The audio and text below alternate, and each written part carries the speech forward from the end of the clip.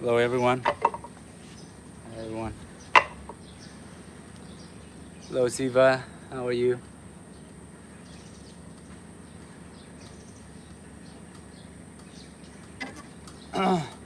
Well, the dummy's height is depend on how tall you are, right? So you can adjust by there. But for me, my dummy is like the hands is around the chest. Maybe this is a little bit higher, but maybe right in the middle of the chest is fine, right? That's the height. Right? So this dummy for me is like uh, 1.75 meters, 175 centimeters for me, because like my height around there 176, 177. So you can adjust according to your height. Hello.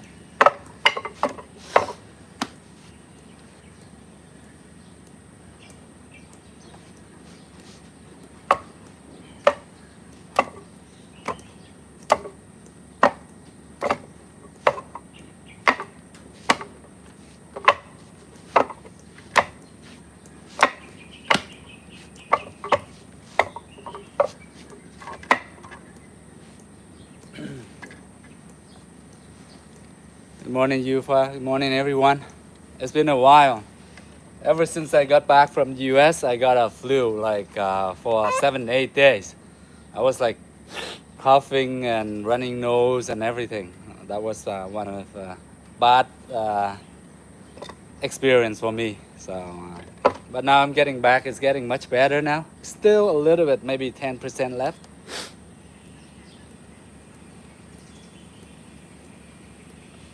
The cat.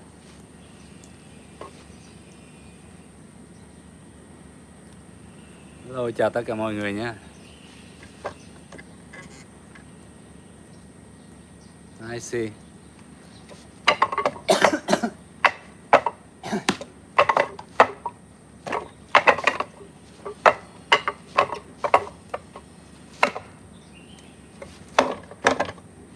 So it's been like it's been around 2 or 3 weeks, probably 3 weeks. I haven't really practiced on the dummy since I go to the US for about 12, 13 days on the plane for like in total on the plane for more than 40 hours and then stay in the state for about 10 days, 11 days. And then once come back here, sort of like get a flu or something. So I got really sick for like 8 days.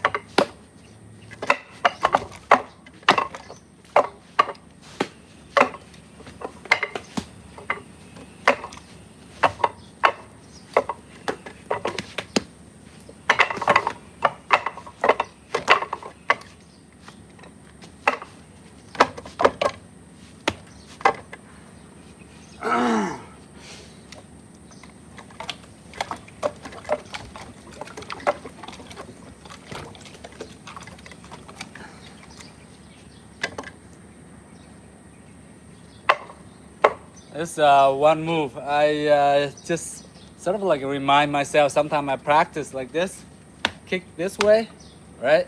And then you come down to kick this way.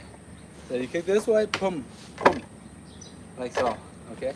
So that kick in Wing Chun or in Kung Fu, a lot of people are using it. I practice it quite some time too. But I just came across a clip, across the great Jackie Chan was teaching one of this tall basketball player, really tall. Jackie Chan's like up here and he's like all the way up here. So he would stand like all the way up here. So asking about the height before, how tall the dummy should be. So the dummy is too short for him. Basically, when he put his hand here, the basketball player arm is like all the way down here. This part here is like down here to him, right? Because it's like probably 7 foot 2. So for him, probably the dummy has to be this high. All right. So Jackie Chan was like showing this kick. You kick here and then you come back, kick here, right? So it doesn't like really work for him so much, right? Because he's so tall. So he has to be at least back here because his leg is so long, right? So he kick here and then come here. Make more sense, right? But a lot of the moves is like a Wing Chun is more or less for smaller people, right? For smaller, they can move faster, more effective, right? For longer range, guys like that, if they shoot the legs out for taekwondo moves and all that, it make more sense. But for me, I find that like really tall people, right? It's not that effective for them to apply Wing Chun, right? Because they don't need to, right? For Wing Chun, it's very close range, here from here to here. But for tall people, they're like from here all the way here, so they can reach your arm and then they hit you already. So there's no need to come close like Wing Chun, right? Or they stick the leg out. The legs and arms, the limbs are so long, so they can just like taekwondo kick or boxing. They just go out, they can reach their opponent, right? So therefore, the arm and leg are very long. The limbs are like, you know, so long that they cannot do a lot of move quick, right? A move is sort of like extra length sticking out, so it wouldn't look as fast, you know. Whereas for like a bit shorter guys or like normal size guy, we can move of course a bit faster, right? So that's one. So it would teach like this: 1, 1, 2, 1 here, and then you twist and you kick this way, right? So sometimes when you're learning, try to apply that moves into your kick so that you're flexible. Same thing on this side. You grab here, grab the arm, kick, and then you turn, kick this way. 1 here to the groin, and then to the kneecap. Okay, same thing on this side. I would kick here, I twist. Now see how my leg twists, right? From here. The second one, I leave it here straight. The other one, I have to pivot the ankle. Pivot here, and then I kick. Okay, so 1 here, pivot. 1 here, pivot, right? Another kick, boom, boom. 1, pivot this way, okay? So in order for you to turn into a side kick to the shin, you have to move your other leg. You have to move your ankle, have to be twist and pivot. Okay, so don't stay in one place. It's not gonna work that way. So 1, 2, 1, 2. See how my bottom foot I'm turning? As I'm moving here, I have to pivot a bit. See from here? 1, then pivot. 1, pivot, and then I kick. Okay, sideways. So 1 here, kick, right? So once in a while you can incorporate those those kicking moves into the training. It's very useful skill, okay? But make sure you practice on both legs. All right, so I go that one side, it goes here, same thing. Pivot, I kick, boom, boom, boom, right? 1, 2, 1, 2. You gotta twist the leg. 1, 2, 1, 2.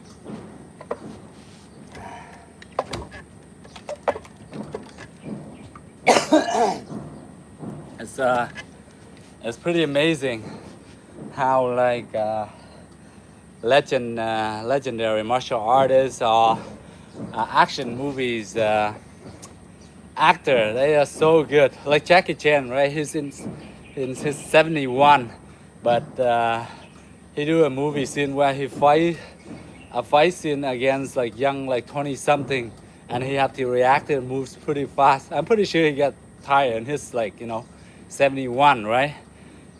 compared to a young guy, but how he managed is pretty amazing. I mean, sometimes I do a movie shoot like the other day. A couple of days ago, I do movie shoot back and forth. Just that short clip, that short one clip, I feel pretty exhausted, right? Well, mainly I don't train cardio that regular, so that's my bad too, right? I cannot blame him anything.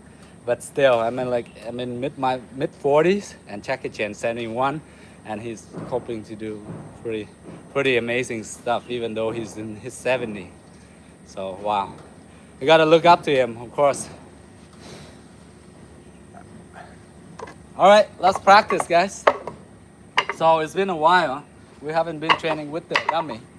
I don't know about you guys. Hopefully you guys keep it regular. But I've been traveling and I got sick for like over 9 days. So let's get back into it. All right.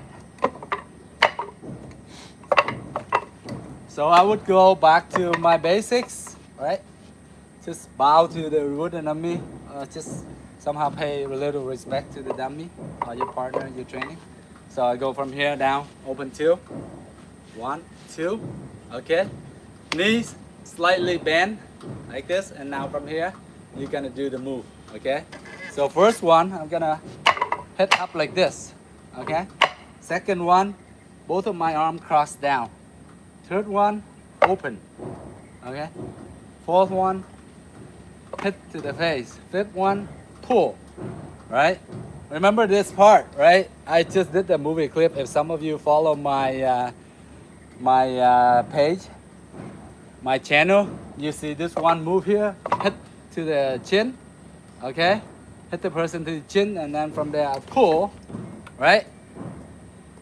I pull, and the next move I do this. But what was that in that movie again? Just a few days, I just forget.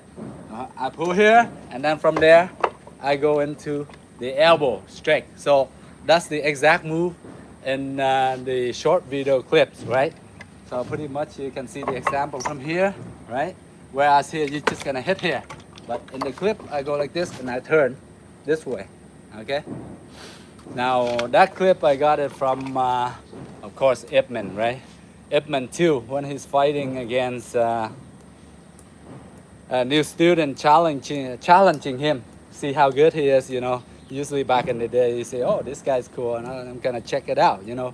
Before I pay respect fees to join the class, I gotta test him out. You see his skill is real, is good, you know. So it's kind of cool, it's kind of fun to do that fight scene with my students. So that's pretty amazing. So hopefully you guys like. Wushu's, no, not so much of wushu, just kung fu and wooden dummy and a little bit of Wing Chun. Yeah.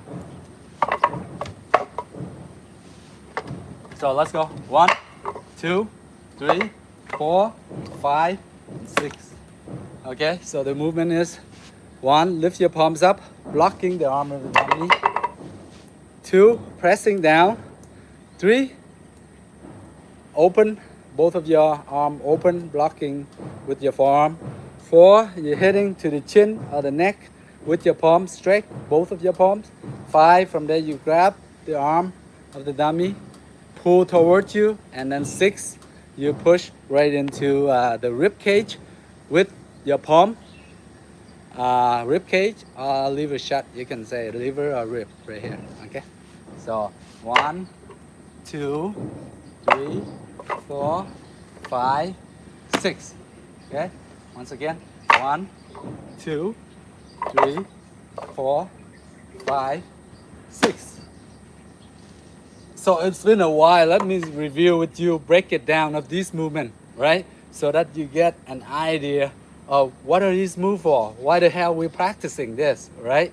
So does it work, right? So basically some of the moves, when I do it, I try to explain the theory and if it works or not behind it, how many, approximately how many percent where it works, 50%, 60%, 30%, right? And of course, it's also depend on each individual, how you practice, how much you understand, and how often you practice, how disciplined you are in practicing these moves over and over again. All right. So of course, the more you practice, the more you become better. But you gotta pay close attention to the movement, right? When your sifu, your master, or other better students, when they do the moves, you gotta observe them how they do it, right? And you gotta ask questions about it. Okay.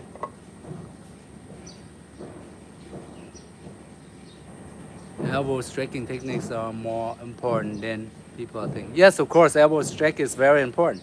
Elbow strikes are like pretty much a second strongest limb beside the knees, right? Of course, we all know that the knees are the strongest limbs, and then our elbows, right? So you see, effective people use it. They can use it effectively, like John Jones and a lot of MMA fighter, and Muay Thai fighter. They're really good at elbows, so no doubt about it. They're really effective.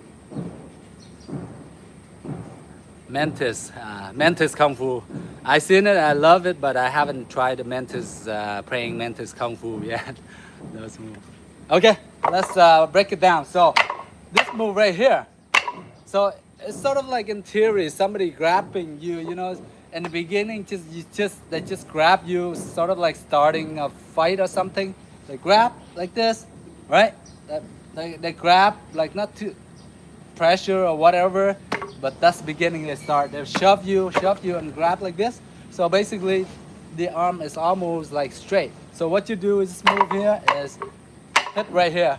You shove the elbows right here. When I grab, you go pa like that. So to get the attention, that's about it. To get this attention, to distract them, right? From that move, right? That's move. So that move alone, you can go in and you hit them back. Or even from here, you can hit, or hit a boom, like that, right? But because of this set of skill we're practicing, is the next one we do a block, another block again.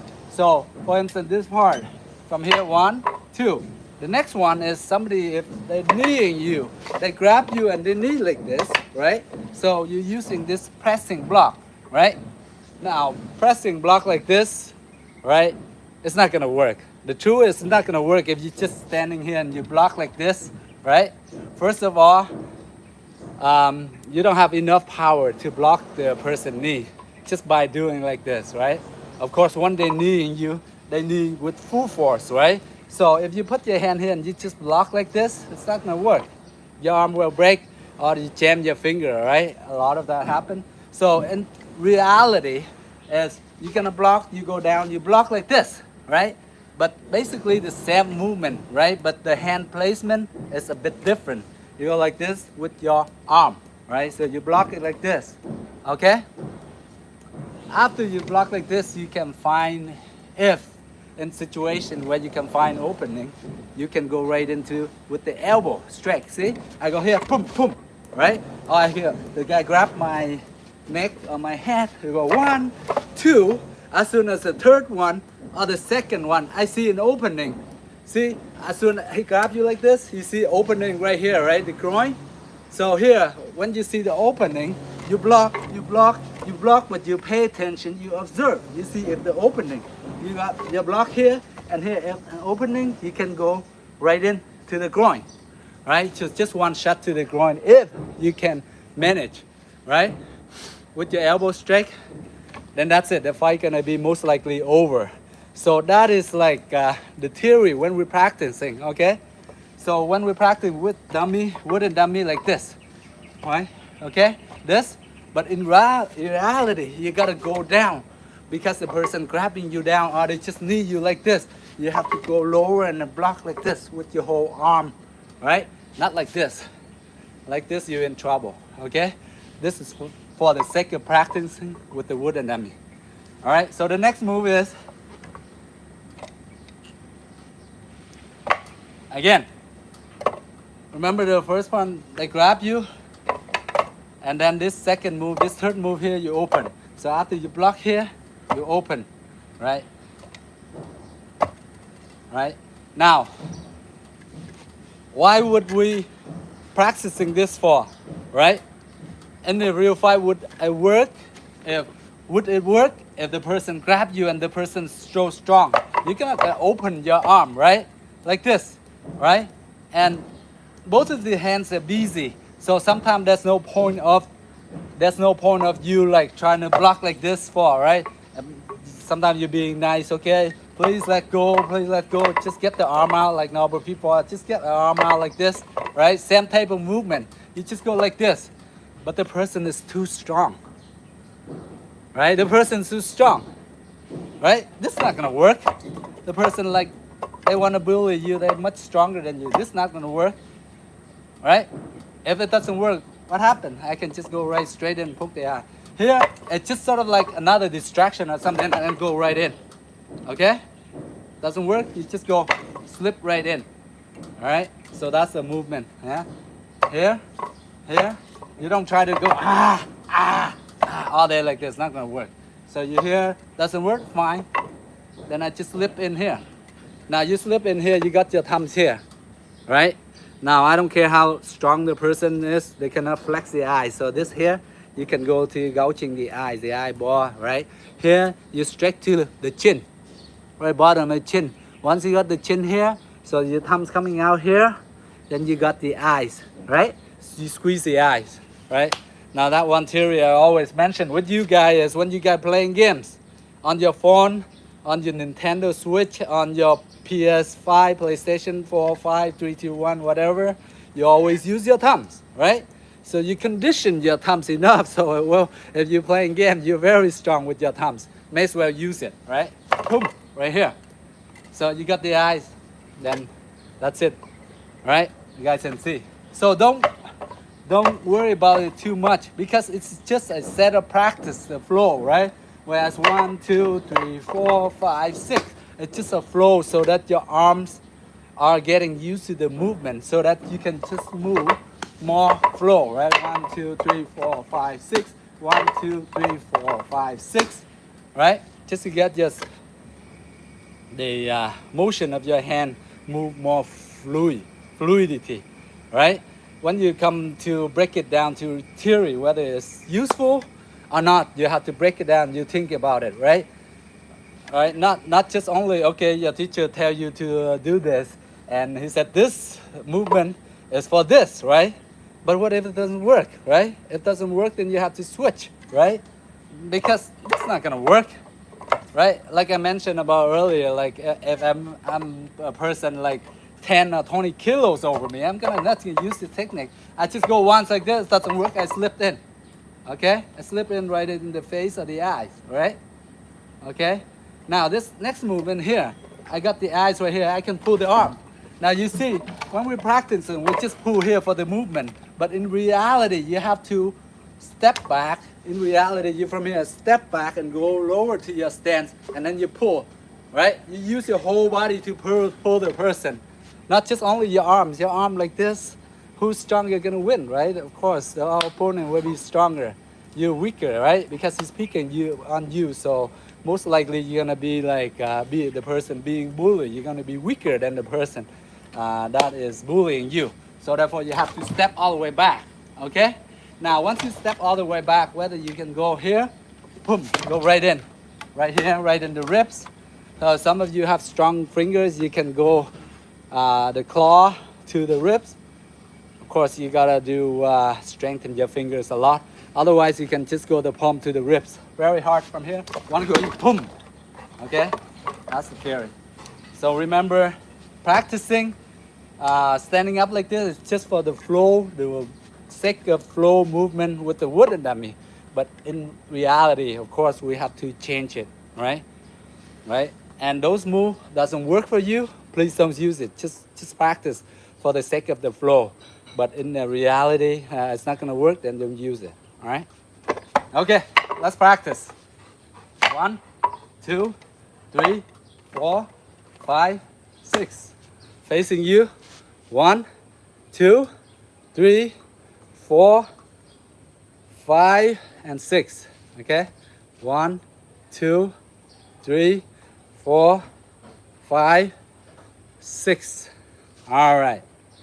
1, 2, 3, 4, 5, 6. So somebody grabbing you, sort of like playing, teasing around, whatever. Just hit the elbow like this. Boom. You shock them. You got their attention. So, you know, this guy probably knows something, blah, blah, blah, whatever, right? So they gotta watch out, they gotta back up or something, right? Boom, right? Or you can just go boom, boom, like that, to the face. Or you can just go right in. So they grab you. Both hands, they grab you. If they're using both hands, they grab you, right? Right? If you're in an actual fight, you don't have to even block like this. You just go straight into your face, right? Because both hands is busy, they open, right? So they're easy open right here. So the middle is open, right? So your hand just normal, you just from here, you slip right in the face, and then you just grab and poke the eye right here, right? You can just go right in. You don't have to go this and then this, you know, waste time, okay? But because for the sake of practicing with the dummy, of course, we practice so that our hands getting more flow more fast. And flow more fast, and we go like that, okay? Right?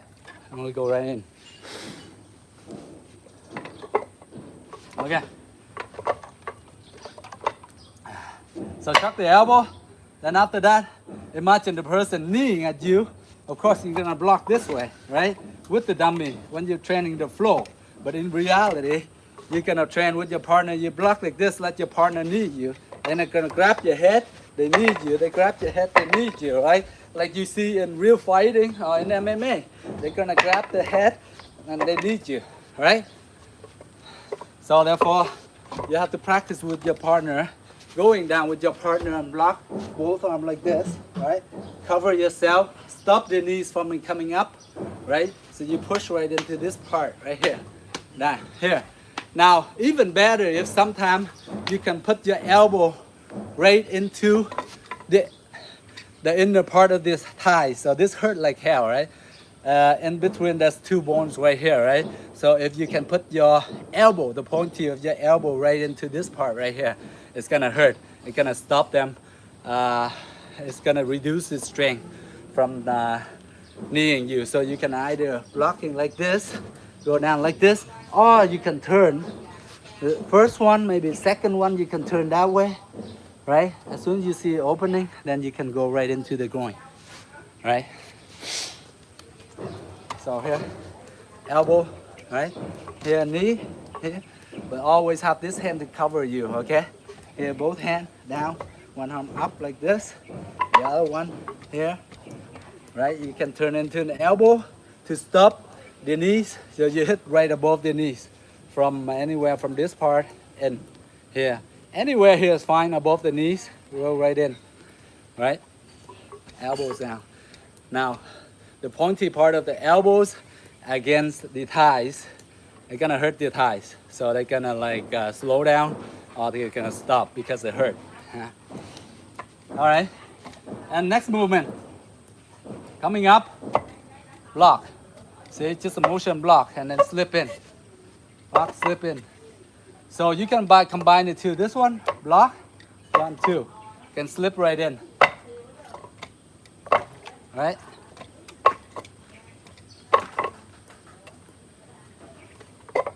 So as soon as you go here, a person too strong doesn't work. Okay, don't fight it. Don't force it. Don't try to use your muscle and try to open. Don't try to go like sort of like arm wrestle against the guy. Try to open up. Okay, okay, fine. You're stronger. That's fine. I just slip in.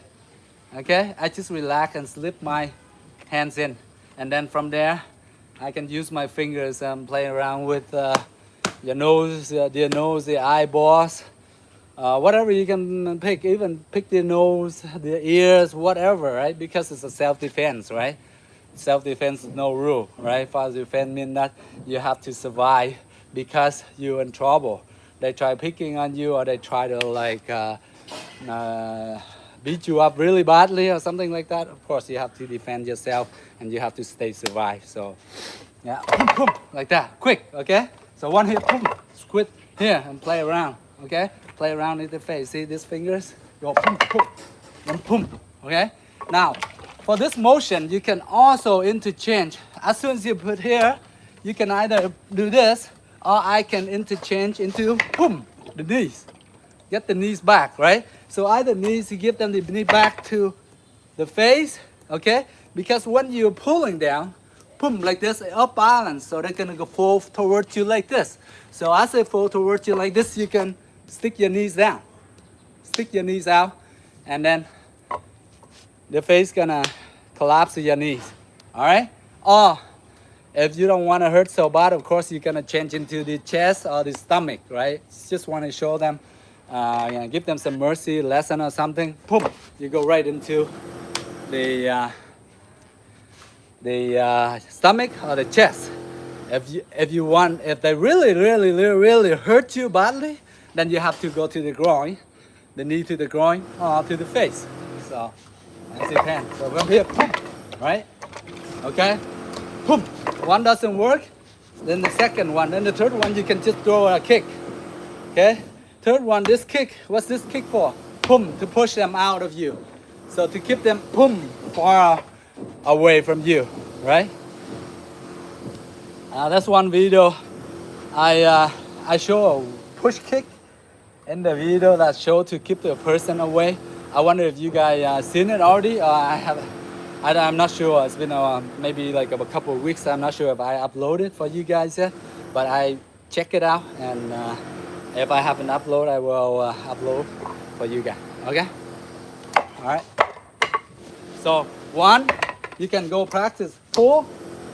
You can go 1, 2, and then the third one you can just kick right here to keep them out. So once you kick right here, boom, then you let go. They're gonna fall maybe 1 or 2 steps back. It depends on how strong your kick are, of course. You practice. Okay, all right, thank you guys.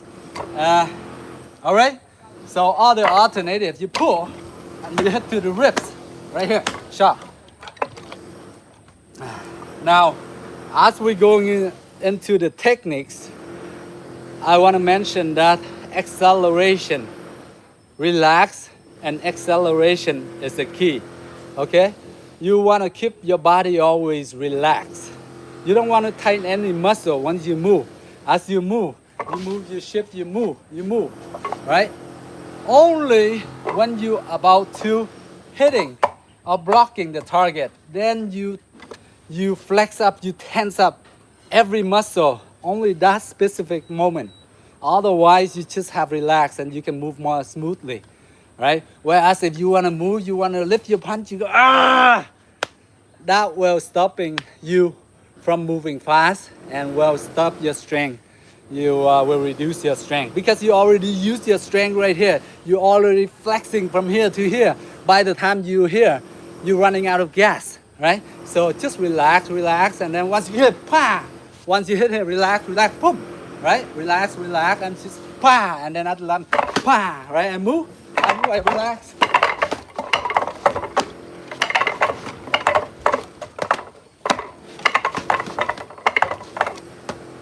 Yeah. So if I'm not relaxing, I won't be able to move as fast. So those are the key things. Please, always stay calm and relax. That's the main thing. That's my main advice. I would advise you guys, remind you guys all the time. Because when I was young, I've been training Taekwondo and doing kicks up and down classroom, right? We're young, we're energetic, we have a lot of stamina, muscle, and all that. Therefore, we don't relax. We keep on kicking with our muscle, but now we're not using our brain a lot, right? So please relax, and then only the moment you have to execute the techniques, then you go all out. All right. So, sentence here. So speaking of that, let me break down. So for instance, if I hit here, I go relax. Here, from here to here, I relax. Here, I tense, and then I relax again. And then from here to here, I'm relaxing. As I'm lifting up, I'm relaxing. Then I tense. I tense right this moment, and then I relax again. I relax and tense. Then relax, and then here I tense. And then relax, and tense. Once I grab, I really want to grab tight, tense. Okay? Squeeze the muscle. And then here I relax, and then tense. Okay? So, once again, here, relax, tense. Relax, tense. Relax, tense. Relax, tense. Relax, tense. Relax, tense. Okay? You got that? That's the pattern. So right now here I'm not using force, I just here tense. Down here, tense. Relax, tense. Okay, relax, tense. Relax, tense. Relax, tense. Okay? So that is, once you're relaxing that, you allow yourself time to go to the techniques, right? And acceleration. Of course, when you go normal speed, okay, then therefore you can increase the speed faster. Just like a car, you know, when they're starting from 0 to 100, right? You want to see how many seconds they go from 0 to 100, right? Whichever car go in a shorter time with that same distance, with that same kind of speed, that car will win. The same thing go to us, right? We have to accelerate, right? Whoever go like acceleration, because with acceleration there comes your speed. When you accelerate, you have that a bit of extra speed that's chasing the other car, that's chasing the person. Therefore, you have that moment to chase. After you chase it done, then of course you have to go back to relax again, right? You're not gonna go chase. You cannot accelerate all the way, right? The race is like 2 kilometers. Only you accelerate like the first few split seconds. Okay, you accelerate, boom, boom, boom, boom, boom, boom, boom, boom, boom, right?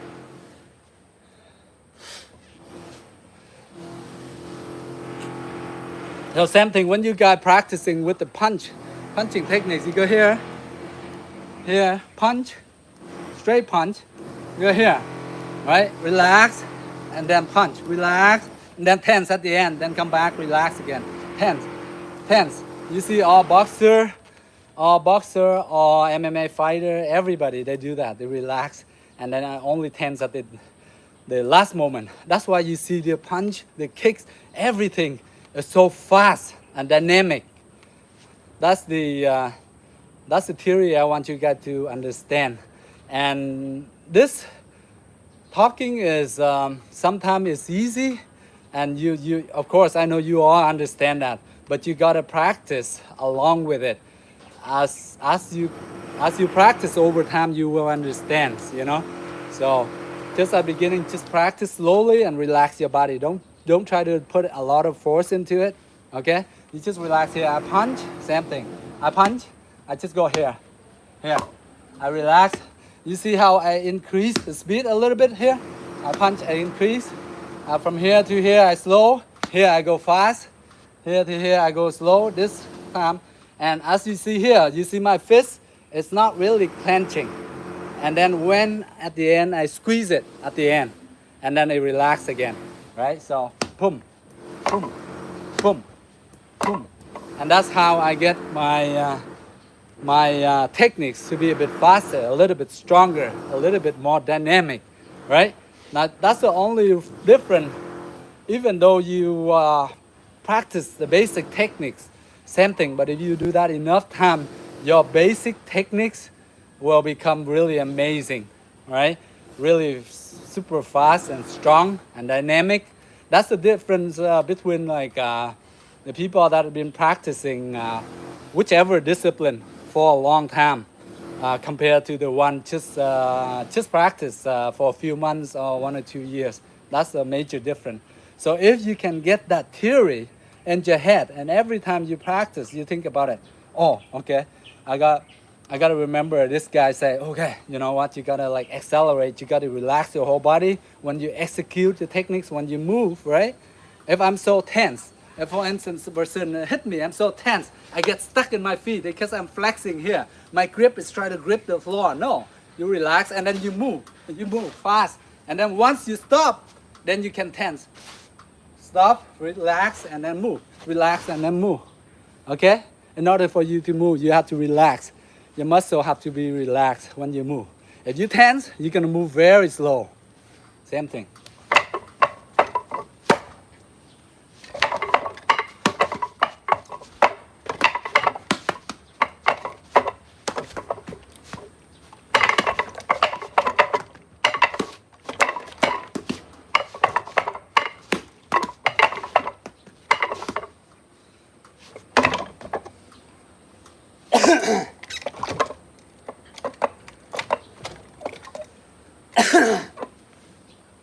Okay.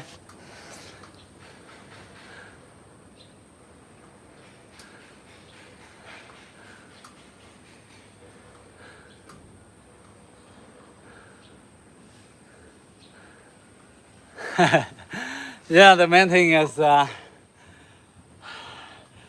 sort of like sometimes is entertainment, you know. Sometimes it's helpful. If those of you who find it a little bit, some of the stuff I practice, you find whichever move is helpful, whichever techniques or the theory I put out you think is helpful, that's awesome. I'll be thankful for that, and you get it, you understand a little bit. I'm very happy, right? If it doesn't, if it doesn't effective or helpful for you, you know, then don't bother. I always advise all my students, everyone, please, whatever works for you, right? Then you use it, you practice. Whatever doesn't work, just put it aside, right? Like the great grandmaster Bruce Lee, of course. Whatever effective, you use it, right? All the nonsense movement, whatever it doesn't work for you, please don't use it, right? Basically, eventually, like this knowledge you practice, ultimately, like it's all become your own knowledge, right? It's not my knowledge, but once you practice enough, you understand enough, it becomes your own. It's not mine, right? It's not. I learned from other masters, someone else. But in order for me to understand it, to become really good at it, it becomes my own experience, right? You know what I mean? Same thing with you guys. If you practice enough, you become your own knowledge, not mine anymore. Because you learn from this master, that master. Oh, this useful skill, one or two techniques. Oh, this guy really got really good skill. I gotta learn from him. And then the other skill from other master. Oh, he have this guy have different sets of skill. This is awesome. You know, I gotta learn from him, right? You know, from the sort of like the movement, BBJ, or the knife, disarm, or whatever moves, right? There are like so many great master out there, and they're really good at this discipline. So that's our main thing is we are gather information, whatever is useful for us as an individual, naturally, right? Whatever we used to, then we make it become our own. And with those techniques, we train over and over again, then we're gonna be really amazing at it. So, all right, this last time I introduced you guys briefly about these techniques because I tend to do a lot of techniques like this. I go here and then I go here.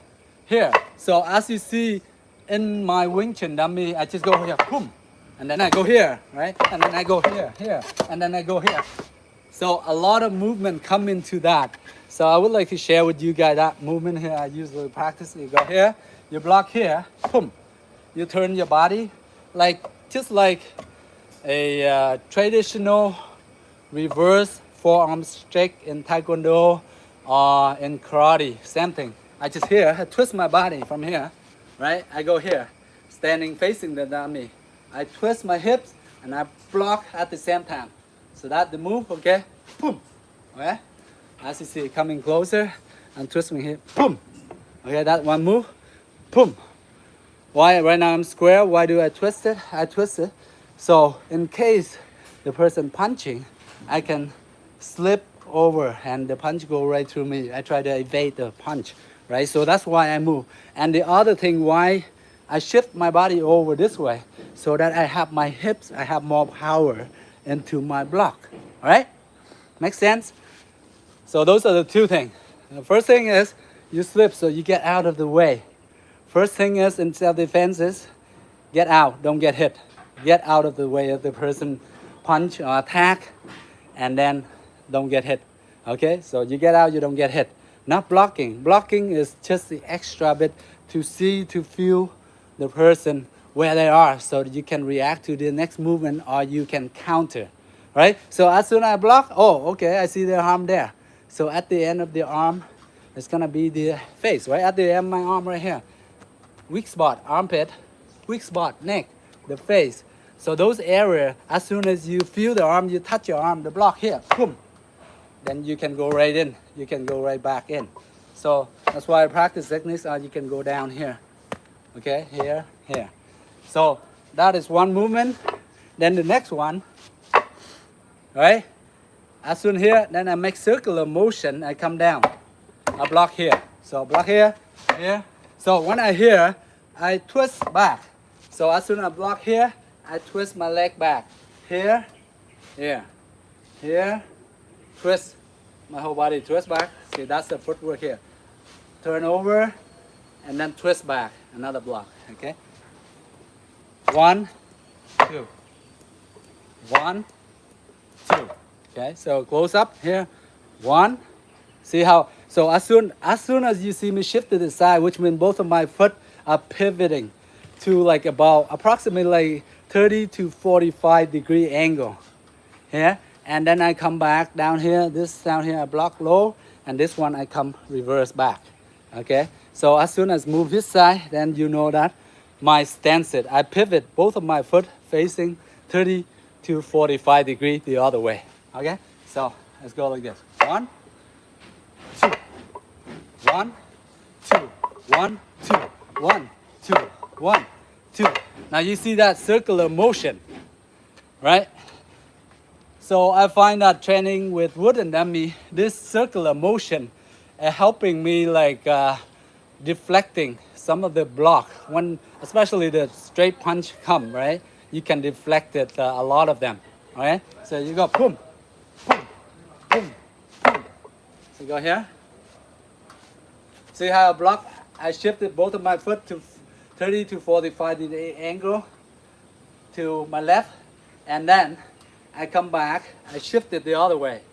Here, circular, here, circular, here, circular, okay?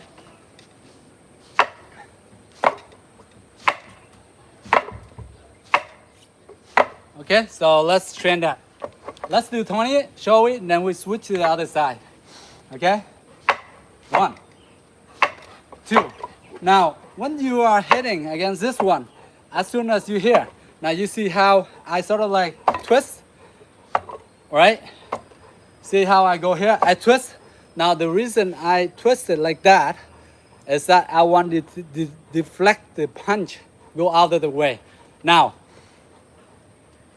that kind of like go against Wing Chun a little bit because in Wing Chun, right? You want to sort of like glue, right? The theory is to glue to the hands of the opponent, right?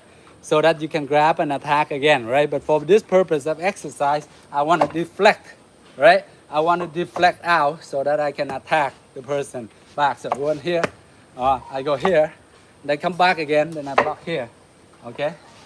So 1. Now this one here, I want to make circular. So as soon as you hit here, come down, circle, down. So like half a circle down this way. And then this one come across. Okay? 1, 2, 1, 2, 1. See this hand here is open, right? As soon as this one come out, this one coming up, up, then twist, up, then twist at the end.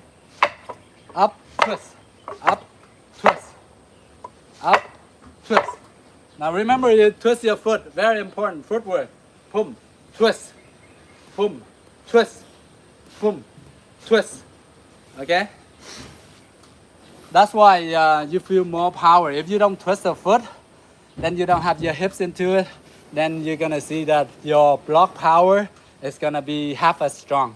But if you have your footwork twisting and your hips into it, then you're gonna be much stronger. So remember that, guys. Yeah, sometimes guys say, you go here, you practice. Yeah, you can just, sometimes you can stand here and practice the arm movement separated from the foot, that's fine, right? And beginning, you wanna break it down, you practice just the arm here, yeah, that's fine. Just stand like this, fine. But after a while, over time, you are more used to the hand movement. You can go, then you start twisting your hip, right? Because you're not gonna stand here and you block. You gotta move. If you stand here, you block. What if you block? What if your block doesn't work, right? If you block just like here, the person's strong enough, they can just punch right into your arm and hit your face, right? You block here, or you miss a block. The person is too fast, they slip right in the middle and hit your face, okay? So that's why we twist and we move. That's why we twist and we move. We twist, move, move, right? You don't stand one spot and block. Okay, so remember that. So beginning, fine. If you're just practicing, okay, I can go like this, okay, I can just stand there focusing on my arm movement. Just relax like that. See how I'm blocking, I relax. Then after a while, you can go 1, 2, 1, 2, 1, 2, 1, 2. So if I want to move faster, and then I gotta turn my hips a bit, and then I pivot my foot. So 1, 2, 1, 2, 1, 2, 1, 2, 1, 2, 1, 2. Yeah, okay. So one more thing, like when you flow, one here, you sort of like pull in a little bit, and then you come down. You pull inward, in yourself, and then you come. So like a circle, 1, 2, 1, 2, 1, 2, 1, 2. Okay, 1, 2, 1, 2, 1, 2, 1, 2, 1, 2, 1, 2. Okay? Now let's try the other arm.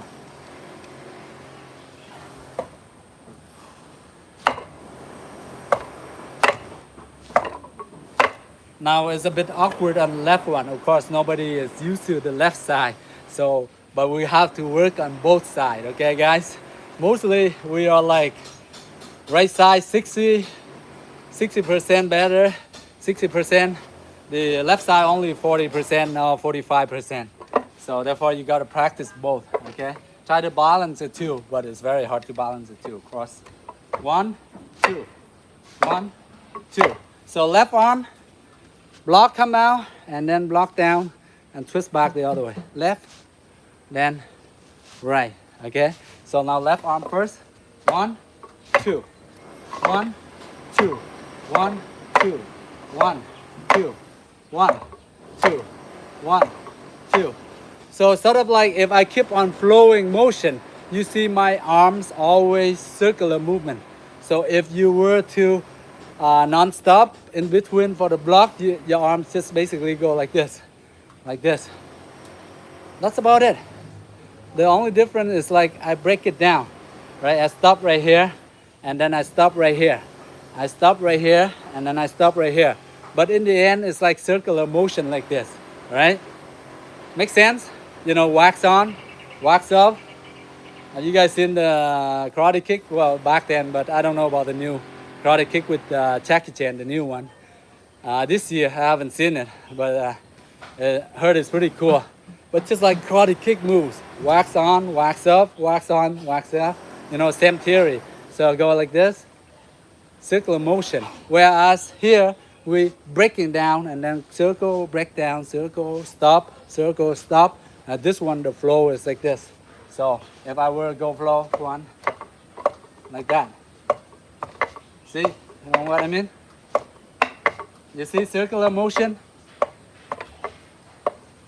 Why our body is so easy to go into circular motion. Very easy for us to go circular. All of a sudden we circle and then we straight is harder, especially for kicks, right? The circular is very easy, like that, okay? So that is flow, guys, that's the flow. Same thing on this side. I'm moving circle, see circle? You see, you only see circle, like that, okay? See? So breakdown is like boom, boom, boom, boom. See? Only difference is boom, I turn, I block down. And second when I turn, I break it, right? I break it down. Turn, break, turn, break. But if I'm not turning, the flow is circular. Circular. Like Tai Chi, same thing. Yeah, that is Tai Chi, right? Same thing this one.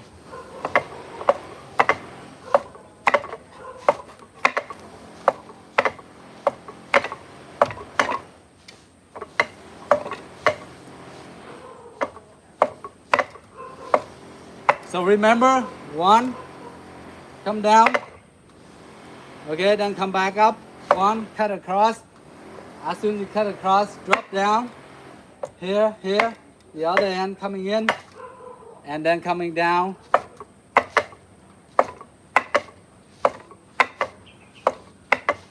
Okay, I think you guys got the hang of it. All right. Yes, I'm a UFC fan, and MMA, UFC, those athletes are very amazing. They well-rounded.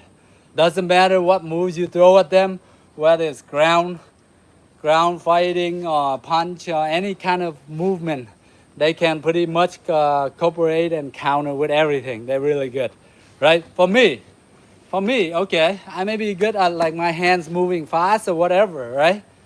Right? But when it comes to grappling, they can turn and twist and break my arm just like that, right? So therefore, I would like advise you guys to please learn MMA, learn like whatever you like, whatever moves. Learning MMA doesn't mean you have to learn everything, but you learn some of the things that's useful for you. Something is effective for you where you confident enough. Oh, okay, I learned this move. I'm gonna practice over time and over again. I'm gonna become really good at it. I'm confident enough to, go out there and have confidence and to defend myself. Only if I have to, I be confident enough.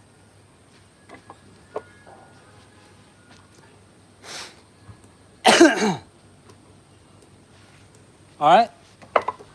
So yeah, I love UFC. Can't wait to see which fighter. Alex experience next fight.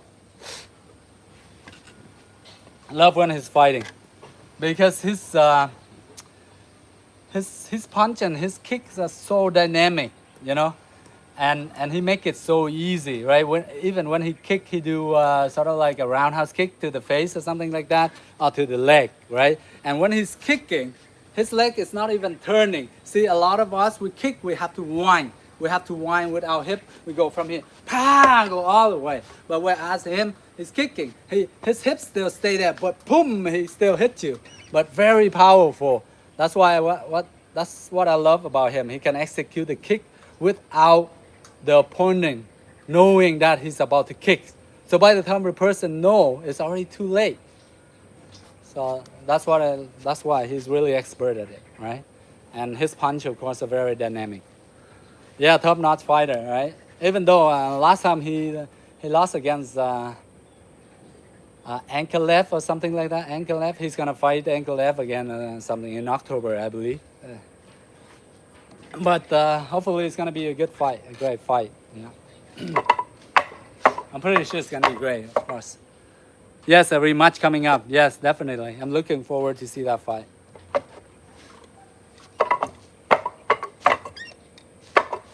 And of course, another person with dynamic, mainly boxing punches. Ilya Tupora, right? Ilya Tupora. No doubt about it. His boxing skill, his arms are like so amazing. Oh, the Mighty Mouse, yes, Mighty Johnson. Yeah, Mighty Mouse, I know. I love that guy. He's very small, very well-rounded. And his BBJ is pretty amazing. His MMA BJ.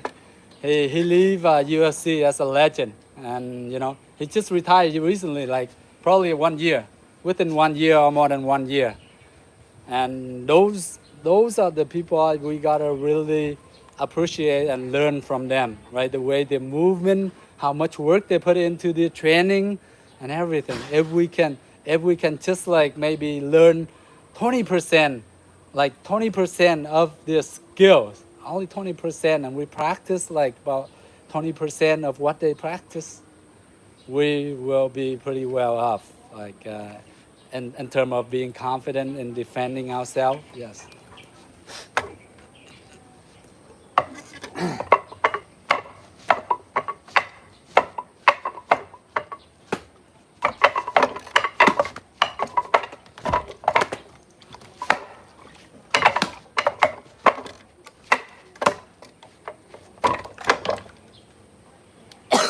Okay, so sometimes when we're training with the wood enemy, we have to condition our arms, our leg a little bit, right? Because when we go against, like, if we were to have to go into sparring or actual defend ourselves. Sometimes, you know, self-defense, right? Sometimes people grab whatever, baseball bat, whatever on the street, stick or whatever. They're just gonna throw and they whip and they hit at you, right? Right? So sometimes we have to condition. If we were to, now, with a baseball bat or whatever it is, of course you have to evade and move out of the way if you can, right? If not, you still get hit, then you get hit in the arm or something. It hurt like hell. But, no, I don't know China. I don't know China, Nathan. Um, if we were to block and they hit us, we can be able to maybe take it, right? It's still pain, hurt like hell, but we still have to be able to take it a little bit. Like especially our shin, our leg, right? Somebody kicking, we're able to withstand it, right? Not go like, my leg, that's it. You give up the fight and it's over, right? So we got to condition that a bit, forearm, our shin. So let's do that. So usually I do this techniques. I go one, I hit with this part of my arm. Mainly this part of my arm and around here. I go one, and then I go two, right? And 3, 4. I switch, like so, okay? So to condition our arm, so if we were to clashing against somebody's arm or something, then we feel less pain, right? So we want to be able to withstand a little bit, you know, so that we don't get like hurt, right? So I would go clash again like this, pum, pum, pum, pum. Even if you go against like a tree, a trunk of a tree or a post in the park, it would work the same thing. But I would recommend like the circular post so that it won't dent your bone or your skin if you go too hard, right? Circular one, all right? Not the square one. Square one that have the edge. But of course, you can avoid the edge by going at the side, okay?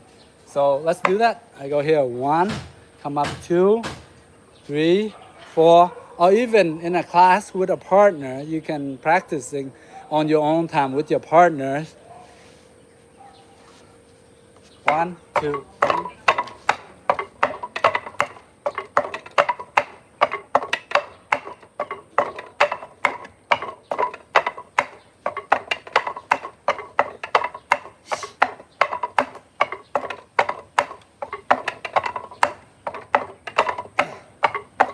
So when you're practicing this, you are hitting from this section to gradually move around this section, right? From here to here. Gradually, you want to condition this whole part here, okay? Gradually, okay? So when you hurt here, you hit here too much, you feel too much pain here, then you move it a little bit up.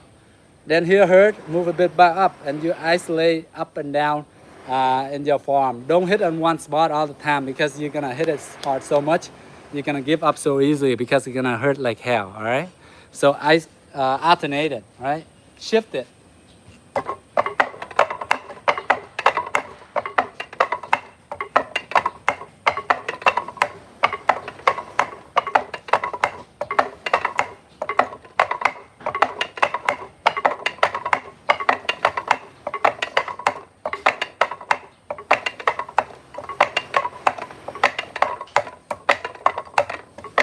And sometime I even go down to this part, right? And this bone right here.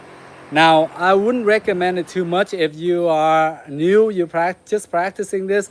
Don't go clenching against this bone. Even if you really want to try to see a taste of it, how it feels, you just clench it lightly like this. Just hit it lightly like this. Okay, over time you're gonna condition enough, you're gonna get harder. Because even this part, right? Even this part you can do damage. If you miss your fist, you can just hit even here. It hurt, right? Any part from here to here hurt the nose. If you go to the nose, if you miss the person, then you gotta hit with this bone right here. So I wouldn't recommend to go very hard on that. You just clench it lightly like this, okay? This bone right here, okay? But sometimes I just go light. I just go here. I even go here, right? Just to see how it feels, right?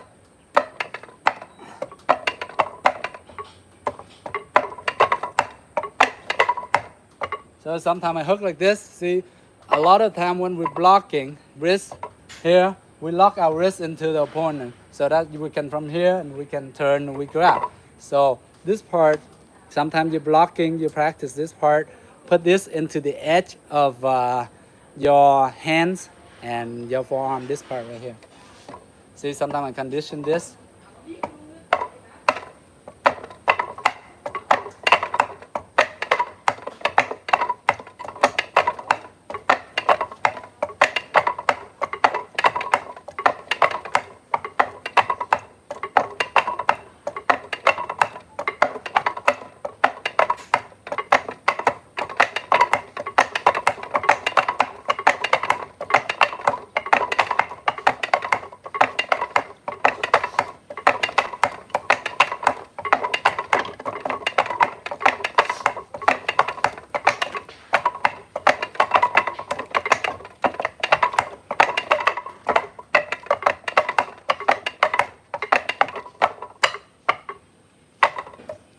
And sometimes I condition this way. You would go hit up here, and this one here, right? So here we just practicing again this part right here, the meat part only, okay? Don't go anywhere below here.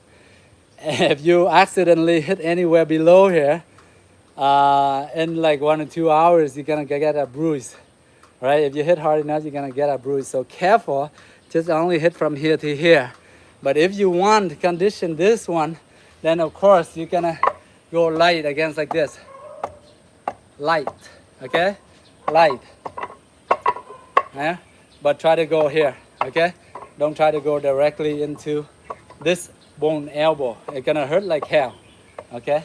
But if you guys want to see how it feels, of course you can, by all means, you can do it lightly. Just tap it lightly like this. Eventually, over time, you can do harder. Maybe you can take it and you turn this way. But most of the time, just do this bone right here. Turn, turn. It's sort of like you're practicing the uppercut elbow, right? So if someone go there, you step to the side, your elbow, side elbow, side elbow. So with your elbow here, you come up here enough, you have your block here too. Elbow, elbow, elbow, okay? So that part I want to condition this part right here, from here to here, okay? Lower, nah, not so good.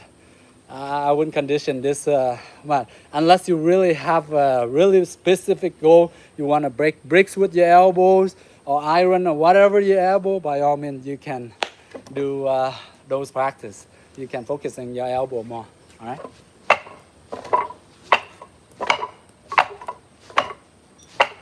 So when I'm practicing with this dummy, now before I would standing up like this, feet and shoulder. If I'm practicing with the elbow, of course I have to lower myself in my stance and I turn. I lower, I turn a bit. 1, 2, 3, 4, okay? Whereas I go here, 1, 2, 3, 4, it's too tall because my elbow won't go under, it just go across it, right? So lower yourself a bit if you have to and adjust your height accordingly. So I go 1, 2.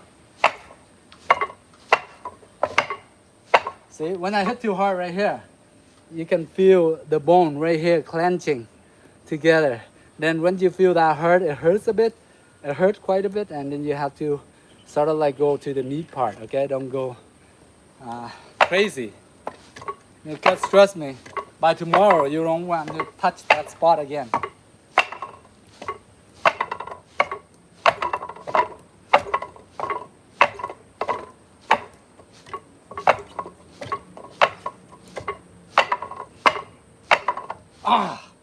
See, sometimes you get carried away and then you hit right into the bone and it hurts. See, that one I hit right here. Just slip it down a bit. Right here, hurt like hell. So careful. But no pain, no gain, right? Sometimes you practice or you do whatever, it's gonna take a bit of hard work, a little bit of pain, you know, but we get over it, right? Ultimately, anything whether you sad, you happy, pain or whatever, it doesn't last forever, right? It just move on. So horse stance. Yes, what about horse stance, Lester? Lester? Lost?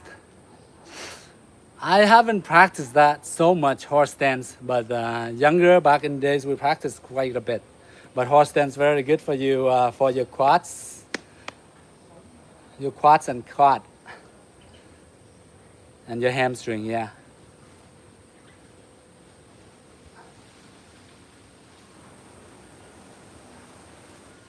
Which comment, what do you say? Can you relapse?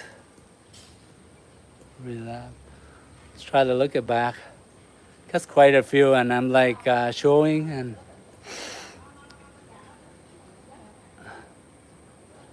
Can you please retype it because I won't go all the way up. I haven't seen it. Relapse. Can you please retype your comment?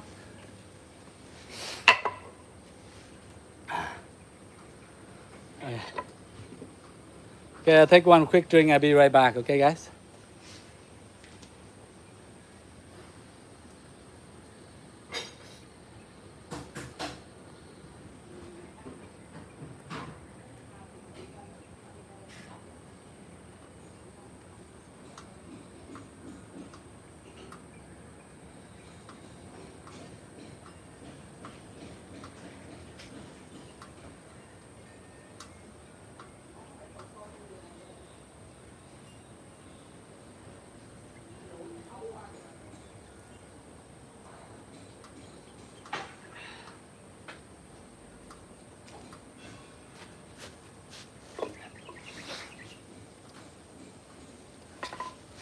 Well, how long did you condition training before the pain was less and hips felt solid?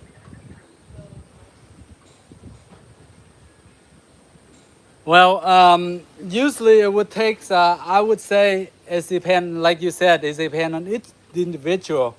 And it's also depend on how much training you put into conditioning that specific movement. For instance, before we do the elbows training, right?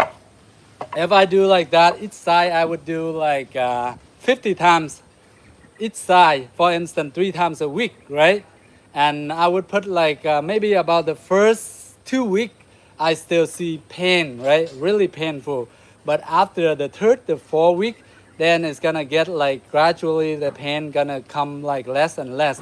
Maybe like by the third week, you're not gonna feel as much pain, maybe 30% less, and then 50% less, and eventually you're gonna like coping with it over, I would say 3 months. 3 months is good. But every now and then, right? Every now and then you still feel pain, right? But if you don't practice regularly, the pain gonna come back, of course. Like all things, right?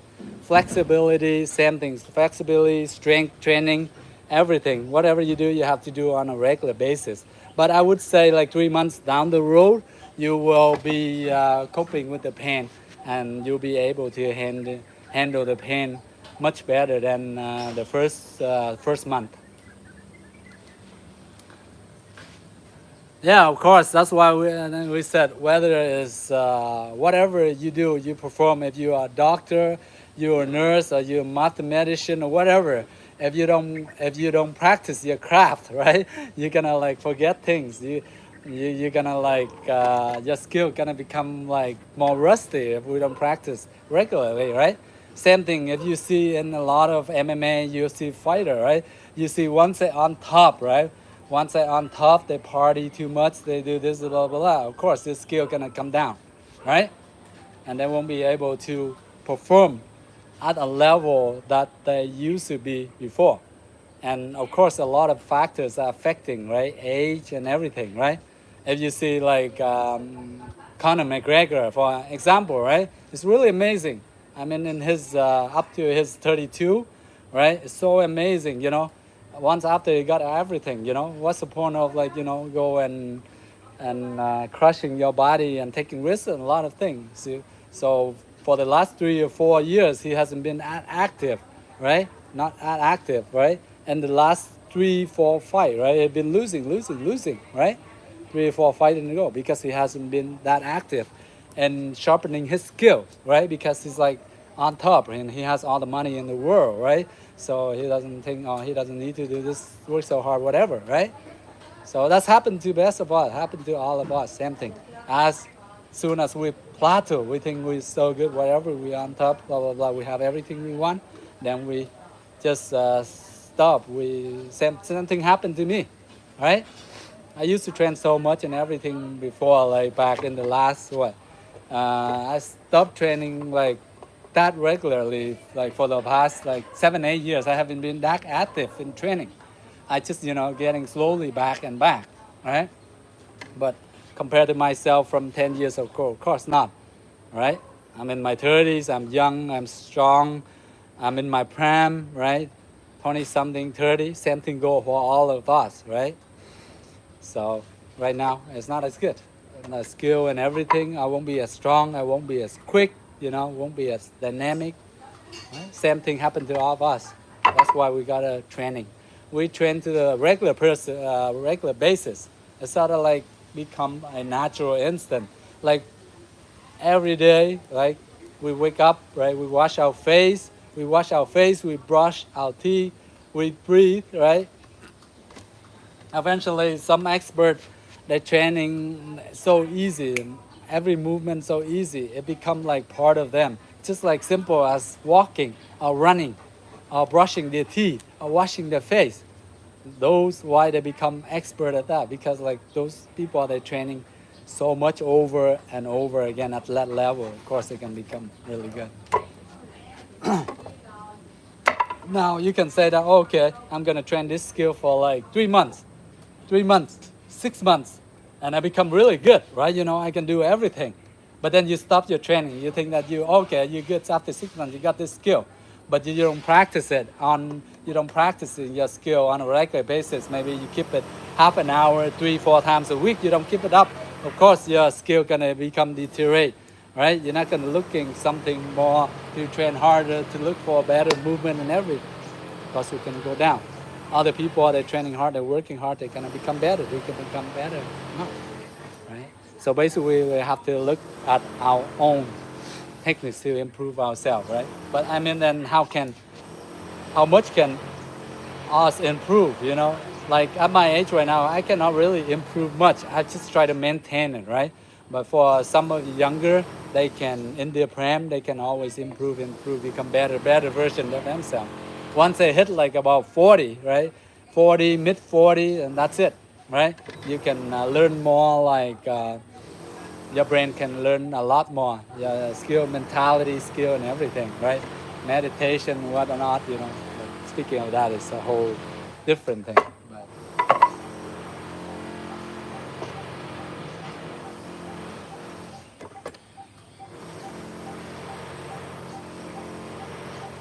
punch power, increasing techniques.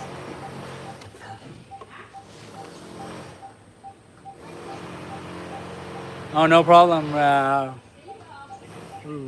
Readable, right? Habitat. Sorry if I pronounce it wrong, but no problem. Thank you for asking. Really, really good question, pointing out to people that understand. Doesn't mean whatever you train for a certain number of time, like 1 year, 2 year, 10 years. I don't care how much you're training like Taekwondo, whatever, 10 years or 20 years. But as soon as you stop for like 1 or 2 years, your skill become deteriorate, and you're not gonna be as good as the person that are youngster. They're training for 3, 4 years. They're learning new things, new techniques, new movement that work better. Then of course you're not gonna be comparable as fast or whatever. Maybe up here knowledge, maybe your knowledge you know more, but in terms of physical part, of course we won't. And we're putting together like in terms of strength and everything, we're gonna lose, right? Okay.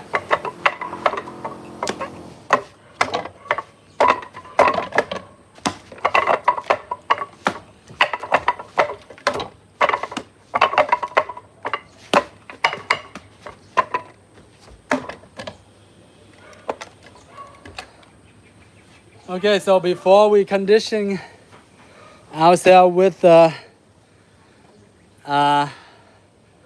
arms, so of course we gotta like focus on the lower part of our body, the legs too. So here I'm gonna practice a little bit with my my legs a little bit. Okay.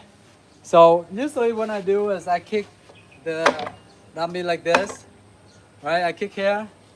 Now when I'm kicking this part, don't think that I'm kicking right directly to the shin. No, that's gonna hurt like hell, right? This hurt directly. All right, I don't want to kick. I don't want to kick right directly right here. It hurt like hell, right? Right, this one right here, you have to have like other stuff where you're conditioning. It's fine, right? But want to kick this part right here. Condition this part, okay? Same thing on it. So if with this shin you want to condition it, try to tap with your hand or something, or with those your bakery roll, those roll. You know how to you use bakery or pizza, whatever you roll. Use that to roll. Okay, easier than to go here.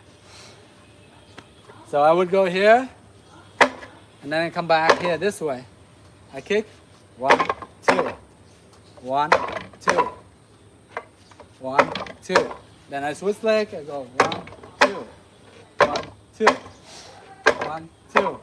So in the beginning, I just tapping it slightly, lightly tap it slightly. 1, 2, 1, 2, 1, 2, and then I switch.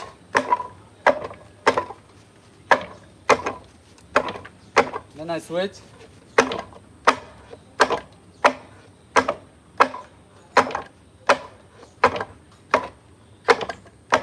Then I switch.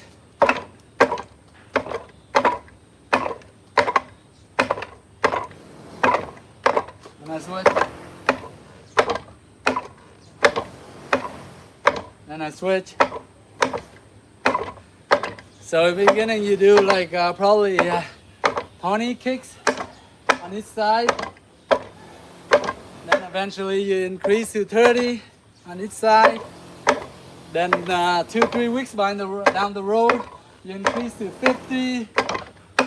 And then from there you're good. You just want regular 50 kicks on this side. Like about 3 months down the road, you increase to 60, 80, 100.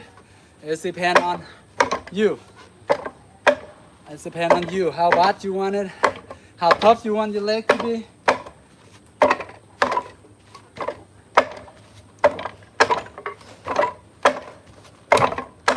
And then you increase the strength.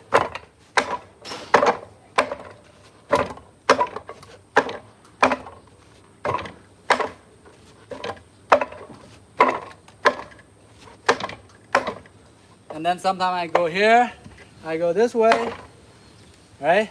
I go here, and then the third one, I kick here, okay? So you can incorporate it into your combination. Okay, you can just go here, boom, boom. 1, 2, 1, 2, and go 1, 2, 3. 1, 2, 3.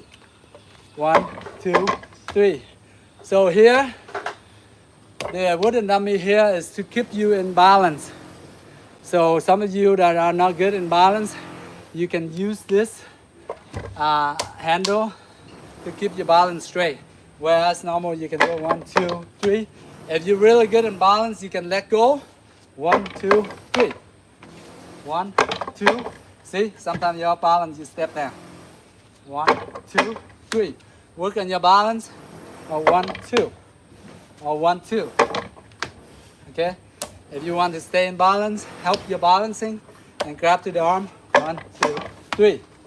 1, 2, 3. 1, 2, 3. 1, 2, 3. 1, 2, 3. 1, 2, 3. Do about like 5 to 10 on each side. 1, 2, 3. That's 1. 1, 2, 3. That's 2. 1, 2, 3. That's 4. 1, 2, 3. 1, 2, 3. 1, 2, 3.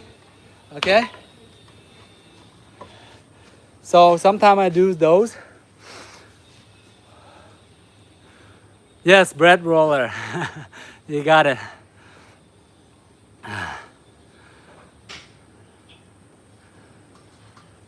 $72 kilos, yes. How tall are you? How tall are you, Narila?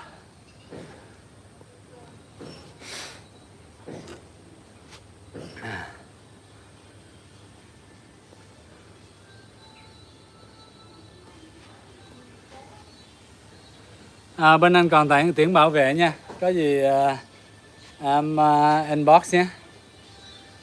Hoặc là em có thể follow trang bên chú bảo vệ tuyển dụng á. Bên đó có mọi người thắc mắc gì trả lời cho em bên đó nha.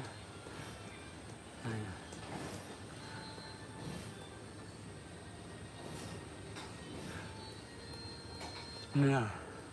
Narella, now it's also depend what your goal and you want to lose weight. It depends on how your height, right? I wouldn't recommend you to lose weight if you like tall. If you like, I used to weigh like 72 kilo. Well, back in the days, probably 10 years ago, 10 years ago, and I'm like about 5'9.5", 176 centimeter tall, and I weigh around that. So at that time I was super fast. So, you know, the shape like sort of like Bruce Lee figures, 6 packs, 8 pack, and all that. Right, 70 kilo. But can you tell me how tall are you, Narella?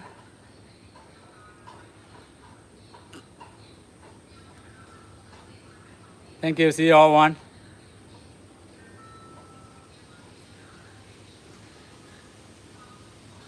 Punch power techniques improvement. You like there. I show you one way that you can improve. If you're training with elastic bands, right? I find that sometimes I train with that. It's useful. You go grab those, those circular band, right? It depends 5 kilogram, 10 kilogram, 20 kilogram. It depend on how strong you want. It depends on what you go. You want improve on speed or on power, right? You got to be specific in that, right? But one thing you can do is you can practice your punch with those elastic bands. You hang on to one of the bar and you tie it to there and you grab from there and you punch back like this, okay? But not too heavy because you want it to be a little bit of resistant, right? If you go heavy, then you have to flex a lot of muscle, then you're gonna become really slow. You be strong, but then you be slow. You wanna go like in the middle, all a little bit resistance, okay? You go 1, 2, 1, 2, okay? And eventually you're gonna wanna become faster.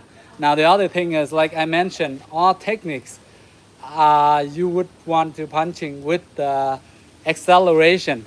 So when you do your punch, you relax. Okay, so you want 65. Okay, so around 10 centimeters lower than me. So you want to lose a bit of weight. So you think that you like maybe a little bit overweight, right?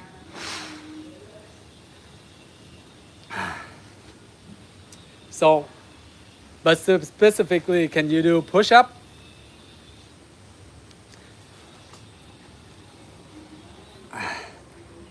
Can you do push-up? Push-up and jumping jacks. There's a lot of exercise, high intensity exercise what you can do, and it help you trimming down your weight. But that's the exercise part, of course, the diet, right? What you eat, right, is very important because from 70 to 80% of what you're eating go into your body, right? Okay. If you eat a lot of like, bad stuff, then, like cheese, whatever, so much, it becomes fat in your body. It's going to store there for a long time. But if you eat something more like carrot, vegetables, and lean meat, then those going to like turn into water or muscle. Then it's going to burn out fast. But it depends on what you eat too. So that's the main thing, right? And it depends on the food, the amount of food of you taking in, and then the amount of exercise, the amount of movement how actively you are during your whole day. So that's if you eat less and you exercise more, eventually you're gonna burn more calorie, therefore you're gonna lose weight easy that way. So for instance, right now, if you're eating like 3 meals a day, right? And you put on like each meal, you put on like 800 calories each meal, right? And sometimes you drink maybe soft drink, right? Or if you drink beer or whatever. Now those are the things that add a little bit to your meal, to the calorie intake that you're taking in, right? And sometimes you don't notice it because it happened to me, right? Sometimes I eat something, maybe 2 meals a day, right? 2 meals a day, but then I keep on drinking soft drink, Coke, whatever it is. I drink too much. It increased my weight more than I even eat 3 meals a day. So you gotta careful on what you take in your body. But the exercises you can do a combination of exercise. Sometimes I do like interval, like hit high intensity interval training. So you do like anywhere from push up. I would go like push up. I go warm up, push up. I maybe 2, 4, 5, and I jump up, a jumping jack, and push up, jump up, push up, down, up, right? Now, that one specific, you can do exercise where you can combine and you do it. If you do like for 1 minute and you do like up to 4 to 5 reps, each set of exercise that can burn quite a bit of calorie. And then of course, there's other exercise where you do, where I do like interval training, sprinting, interval sprinting. You run really fast for like about 30 meters, 20, 30 meters, depend on how much you go really fast. You go from here to there, fast, and then you jog, and then you go fast again, and then you jog, and then you go fast again, about 4 or 5 times like that. Now that burns a lot of calories here. So those are the 2 very simple exercises. You don't need any equipment or anything, and you can do anytime on your own. As long as you're in a park or somewhere that is somewhere that's not a lot of people, you can do that exercise, right? But the main thing is eating part, because it counts to 70 to 80% of your eating habit. So you're gotta cut back on the food that is putting a lot of fat in your body, you know, and try to have lean meat. Eat your fruit and vegetable. Try to eat green vegetable. All right.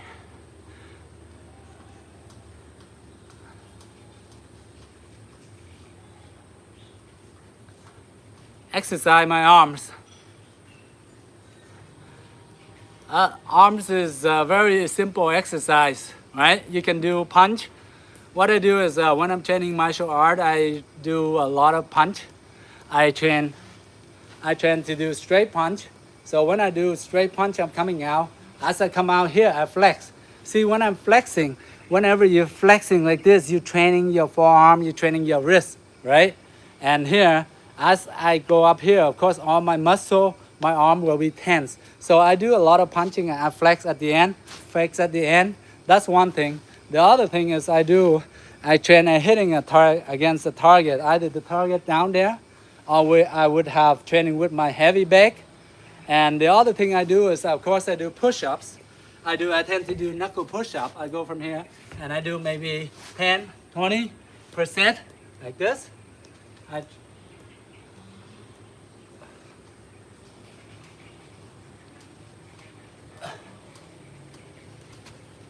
To get your arms stronger, right? Now the other thing that you do, if you want to do curl, either you don't have any weight, so you're flexing, or if you have elastic band, 5, 10, 20 kilo, or the weight, I would lift for my bicep and then tricep, anything you can think of, right? Tricep, I would go doing this exercise, and I would go get something light like a chair. I go like this, right? It works too. Same thing with you holding the dumbbell. You would go same thing, but make sure you're focusing on extending the elbow and then come back. Always this time where you flex, relax, and then flex, flex, flex. Hold it there for about 1-2 seconds and then come back. 1, 2, 3, 4, and hold it. And then you switch your arm. Same thing on the other side. Those are the tricep training, right? That's what I train for the arms sometimes. And the push up, right? And of course I got the chin up bar, right? And of course you can even use a chair, but the chair too light, right? You're not gonna get into it. unless you're really flexing it, right?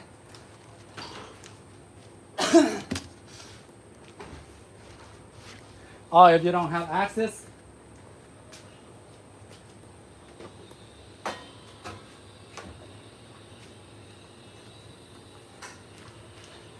if you guys don't have access to like dumbbells or whatever, you can even use your bucket of water, right? Bucket of water for mopping the floor. You can just do curl. You put in some water in here, right? You can do some curl. You can just stand here, keep your body straight, and then you curl slowly, and then you come down, relax. What I usually do is I tend to do slow.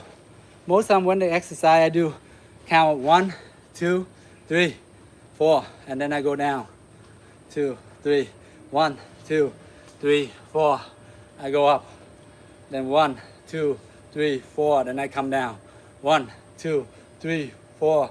Go up. 1, 2, 3, 4. Go down. So that's what I usually do. But one of the most important I would recommend is please don't try to go too heavyweight, right? Because when at the beginning you go too heavyweight and you won't be able to coping with it, and then you try to like flexing like this, your back arching, you're like like this a lot, then you're gonna deform your back. I know a lot of people like they do a lot of heavyweight training, right? We train to have confidence, to look good, right? So to look like normal, right? We don't train unless your goal is to become like a bodybuilder or strongest man in the world, then by all means you can train in that purpose. But we train just regular people like you and I. We just regular to have strength a bit, then we try to keep our form straight, our body straight, and then from there we take it from there. All right, slowly. Coming up, breathe out. Coming out, breathe in. Down, breathe in. I would do that, right? And then I switch. Maybe I do like, normally they recommend if it's heavyweight, it's 6 reps. If it's less heavy, 8 to 12 reps. But with this bucket of water, and I'm also weak, so I do maybe 3 or 4 reps to show you guys, right? Yeah. Now you see, most of the time I try to maintain my back straight. I'm not going down. I'm not trying to lift too heavy. So you fill up the water only where you're capable of. And then eventually 2 weeks, 3 weeks down the road, you can increase the level of water or the weight increment. And of course, there's one more thing. If I want to get rid some of the water, I can work on. Then some of you can practice like this. You can hold it out for arm and shoulder strength. You see, when I'm holding like this, just a bit, right? My arm, I feel like shaking, right? You see shaking right there, right? And this water, maybe only 1/3, maybe a bit heavy for me. I have, back in the days, like we were forced, our master forced us to train those a lot.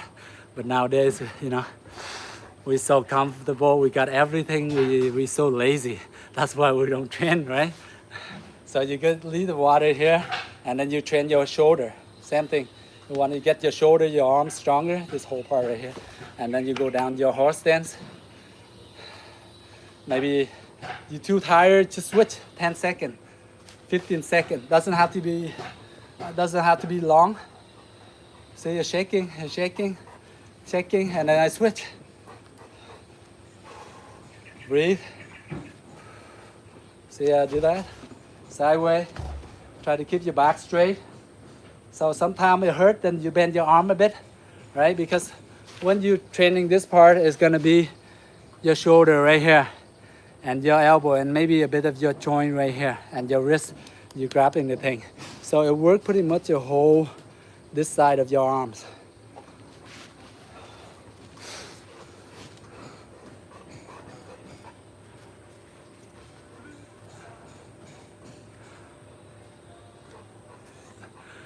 Rub it. Hey, Shadow, sorry about it. I haven't answered that question. So after you extreme pain from the shin, you sprint too much, whatever, I would rub it. First of all, I would rub it, right? Because we impact a lot of the shin and our bottom, we squeeze it so that all the muscle are getting tense and tight. You want to relax it. So you give it a massage, rub it, tap it, like that.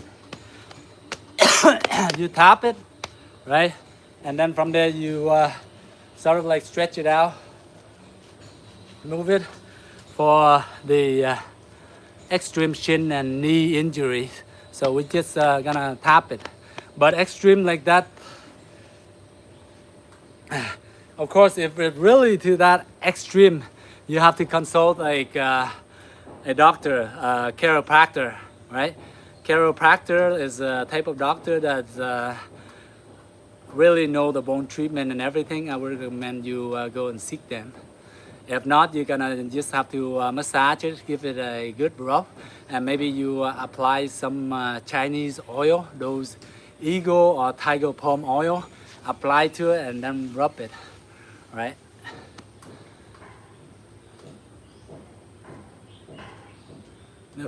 The fastest way to build muscle, I have no idea. There's so many methods out there if you look at on the internet, and pretty much everyone said it's the fastest way to build, but I don't really think there's a fastest way. I mean, like if you have to look into your specific goal, whether your goal is like to be muscle for what, for competition, or just to look good, to show up to the girls, or just for healthy, whatever it is, all depend on your goal, right? And then you break it down, you break your goal down, right? You have to ask your question, what do I want my muscle for, build muscle for, right? Build it for punching, for martial art, or for conditioning, right? For like competition, bodybuilding, right? So I don't think like there's like really one fastest way to build muscle. Maybe there is, but I don't know. So that question is pretty tough for me. Yeah. Why don't you ask ChatGPT and see what they answer? Hello. Hello, shallow skeleton.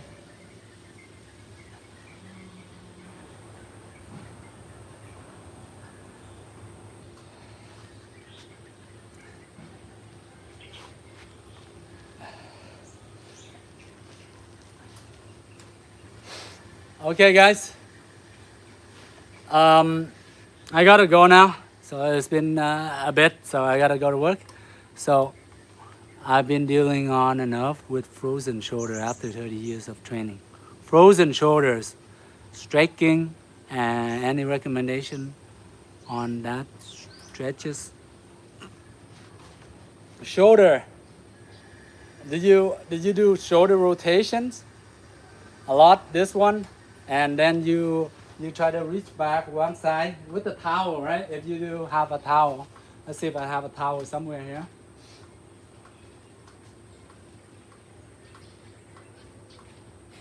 So the rotation, what I do is sometimes I just saw a really good thing right here where you can stretch up your shoulder. You can do one down with your hand down like this. Okay, your shoulder coming down. And then if you cannot grab it tight, you can use the thing and then you can go up and down. It's gonna hurt, it can bend forward a bit, but leaving on this position and then isolate and then turn the other side, and then you try to use your towel and stretch it out. You feel it. If you cannot feel it, then try to pull up a bit higher, right? That would one of the good stretch. And if we even have a partner, it's really good. Once you expose this, they can sort of like massaging this part, your shoulder blade right here. That's a bone right here. When you lift it up, they go along the edge like that. If you have your partner or your kids or whatever go against that, you put this sort of like knuckle and you slide right the arch against it, right? My student's really good at it. He's really good. Once that's one time I would put him on and give me a Chinese medicine massage or Vietnamese medicine. Rajma is really good, and then I will show you then, because there's a lot of good stuff out there, but because we wasn't introduced, we are not come across. There's so many exercise we can do. So that is one thing where you can just do exercise with your shoulder, just stretching. right? With your shoulder. And the other thing, I would go like this, go out, and then I put it up, all the way up. I stretch that, arch it back a bit, right? And then I would do light shoulder rotation, just lightly, right? Light and backward, right? You go lightly and up and down, you go up, down, up, breathe in, out, breathe out. And then you can rotate your shoulder back and forth, of course. And then you can tap on your shoulder slightly. Tap wherever is painful, tap it lightly, right? Now, one thing I learned this from here, and then you can swing your shoulder back and forth. Before you do any exercise, because when we are doing martial art, we tend to try to like flex and squeeze our muscle all the time. So therefore, a certain part of our body, certain part of our muscle, they squeeze it together. Sometimes they get stuck, you know, over years of training. Sometimes we one side, like for instance, if you right side, right, your right shoulder probably gonna like have some kind of muscle stuck here, right? And we don't massage it. We don't massage it like back in the days, like, you know, those master and students.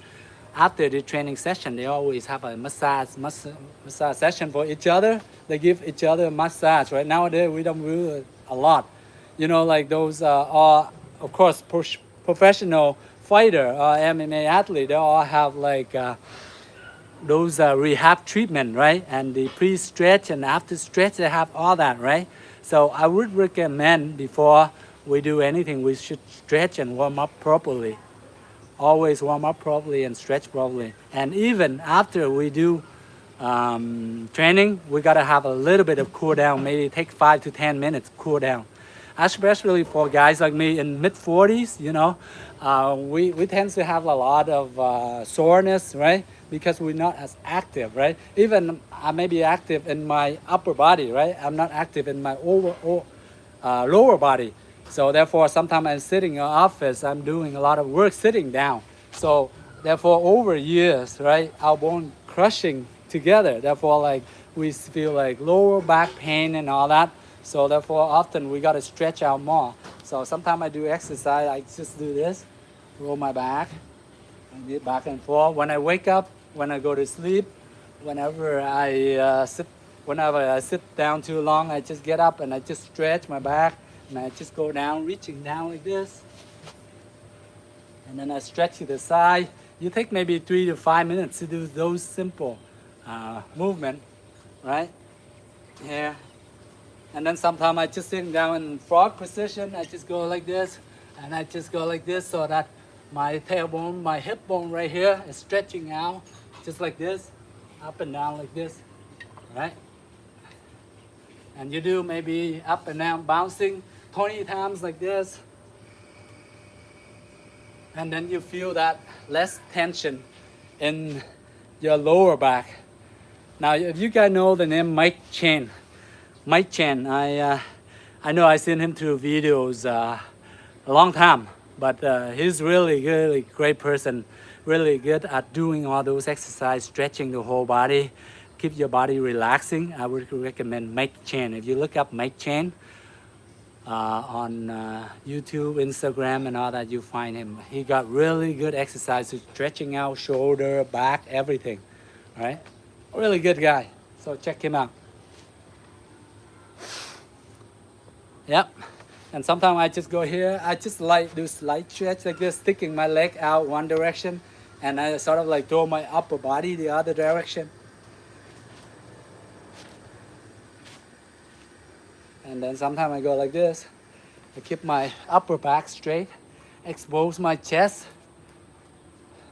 Very simple stuff we can do every day to keep our body active and less pain, less injury. And then of course we gotta rotate our neck slowly. These movements slowly.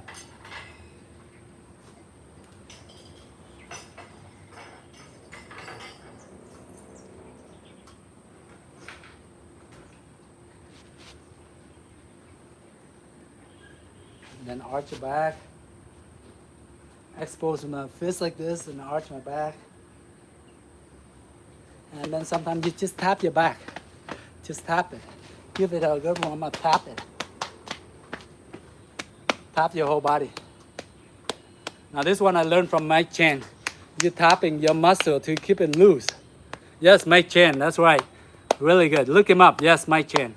Really good exercise. I would recommend it, especially when our body is stiff. We're training. Most of them we train, we do weight training, we do martial art. Our body tense all the time. Every time we punch, we block, we try to flex, we try to grab, we tense. We never keep it loose, all right?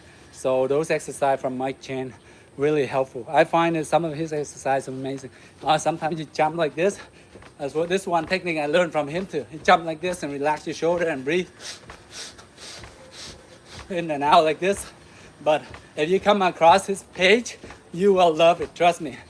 I would recommend anyone his page, like especially guys in 30s and 30s or higher.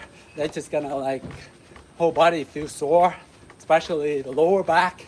So a lot of exercise that Mike Chan can share with you guys in that. And he's doing like program like maybe 30-day flow, 60-day flow, and got a lot of students, and it's go very successful.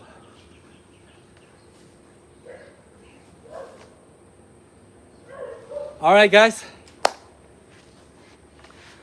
Yes, Brett, no problem. What's up, Brett? Do you believe trapping Wing Chun is good for MMA? Trapping?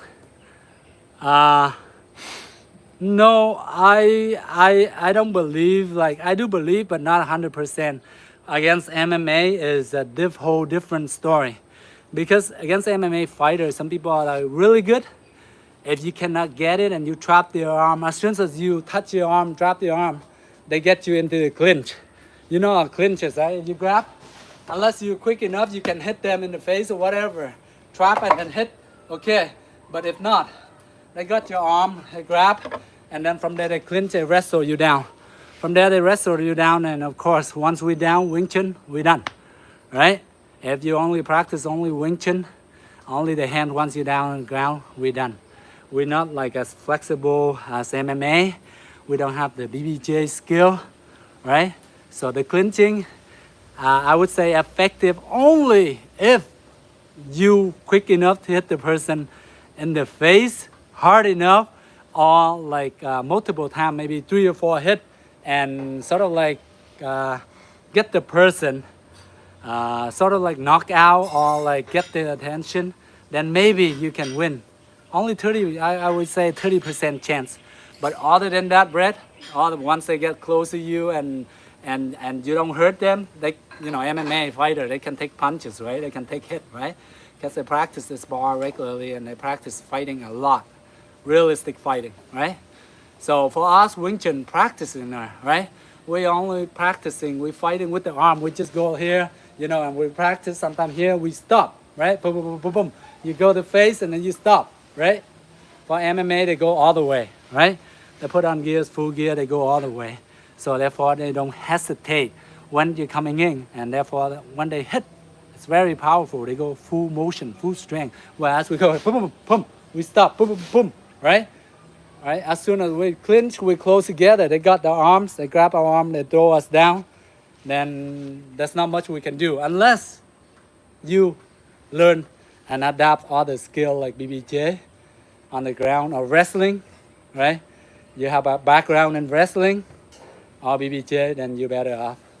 But I say it will work only if you're fast enough, strong enough to trap the person and knock the person out within the first like 5 to 10 seconds.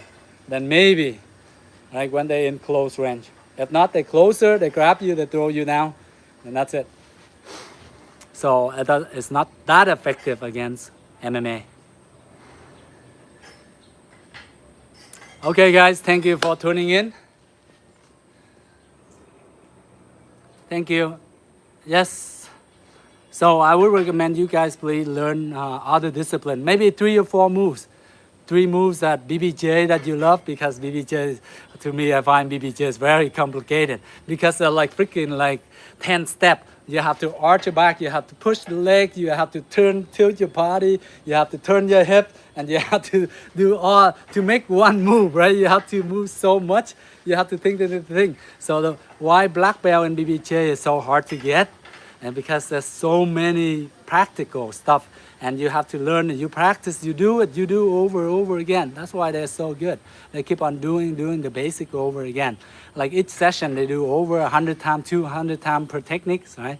Because each technique they consist of like 7 or 8 steps before you get into the person into a choke or into a arm bar or whatever, right? If the person resists too slightly, then you have to adjust to the person. So it's very hard. I find that BBJ is very hard. Wing Chun is, of course, much simpler, guys. So, what is the basic move? Basic move is just blocking and punching. I would go here, I just go here. I block and move to the side. I block and then I punch. For me, very basic one, I just here, boom, I go right away. So as soon as I block, I go boom, right? I block, step to side, since I'm already aside, and then I can extend my arm. So I would go like boom, boom. That's it. I guess that's, for me, I find that like the flow of that movement is much easier, right? Whereas I block here, I turn my hips already, and then from here, I just go back fist right here, right? So I turn the person, for instance, the person punch with the right hand, they throw like a overhand straight punch, I just move over, right? I move over the side, and then from there, I just hit back like that. So not a lot of movement, you just move once and then you go. So I find that easy for me. And because I practice that so much, it become like instinct. Whatever move you practice so much, it become like, sort of like you automatically, whatever come in, you just gonna like throw out that moves, you know? Taekwondo. I love Taekwondo. I first started with Taekwondo. I think Taekwondo for like about 10 years. I got to second degree black belt in Taekwondo. And no doubt about it, Taekwondo really have good, strong kicks. Very good, strong kick and different combination, different type of kicks you can do.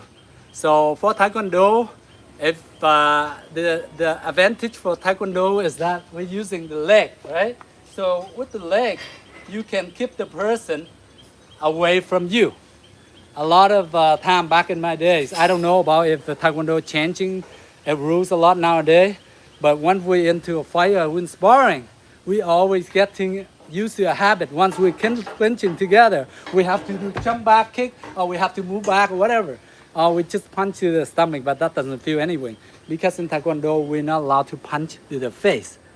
So therefore, a lot of the majority of Taekwondo practitioners, like myself, are really bad at punchings because we never really exposed and learning punch a lot. We're only doing pattern 1, 2, 3, 4, 5. We're not learning like boxing, boom, boom, boom, punch like that, right? Therefore, our legs are really good, but the con is that the bad side is our hands are really not good. So I find myself same thing. So therefore, please do practice. That's why I come across Wing Chun. I try to get my arm up to the par with my leg, and I practice my arm more over the last like maybe 7 years, 6, 7 years of practicing my hands more. But I still have the basics kicks, that's about it. But not of course like advanced kick, just the basics. But I find that like if you want to keep people away, or if you want to counter against other people, if they're coming in, they're throwing punch or kicks at you, what you do is one kick is to stop with them is side kick. You from here stand one, side kick, right? You from here, boom, come in, side kick. The other way is you can do back kick. So as soon as coming in, they open, they expose, right? You turn, back kick to the face, and you come back, okay? Now, that's what I like about those two kicks. Of course, Taekwondo, they have roundhouse kick, but in Muay Thai kickboxing, they use roundhouse kick a lot too, right? But in Taekwondo, if you can master the basic side kick and the back kick, you're pretty well off. You're pretty well off to, in terms of having extra weapon within you to keep the person away, right? But clinching, you gotta know boxing, you gotta know MMA or Wing Chun or hands Kung Fu techniques and stuff. Because Taekwondo, most of us, we go in, we're clinching. We don't know what to do. We push each other out because we cannot throw punches because we, in sparring rule, you're not allowed to throw punches to the face. So that's the Taekwondo rules, right? You can punch to the body, right? But punching your body is nothing. People can take that, right? So the Taekwondo, I think that really good advantage to keep people away, distant from you, to attack people from far away. But when it comes to close range, then we have a lot of disadvantage against the arm because our arm are not as useful as our leg. So.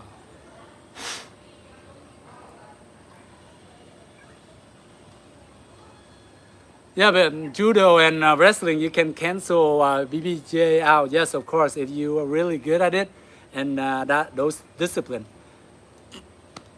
One thing is like back in high school, I was on a wrestling team for like about a year or two. Like I think in grade 9.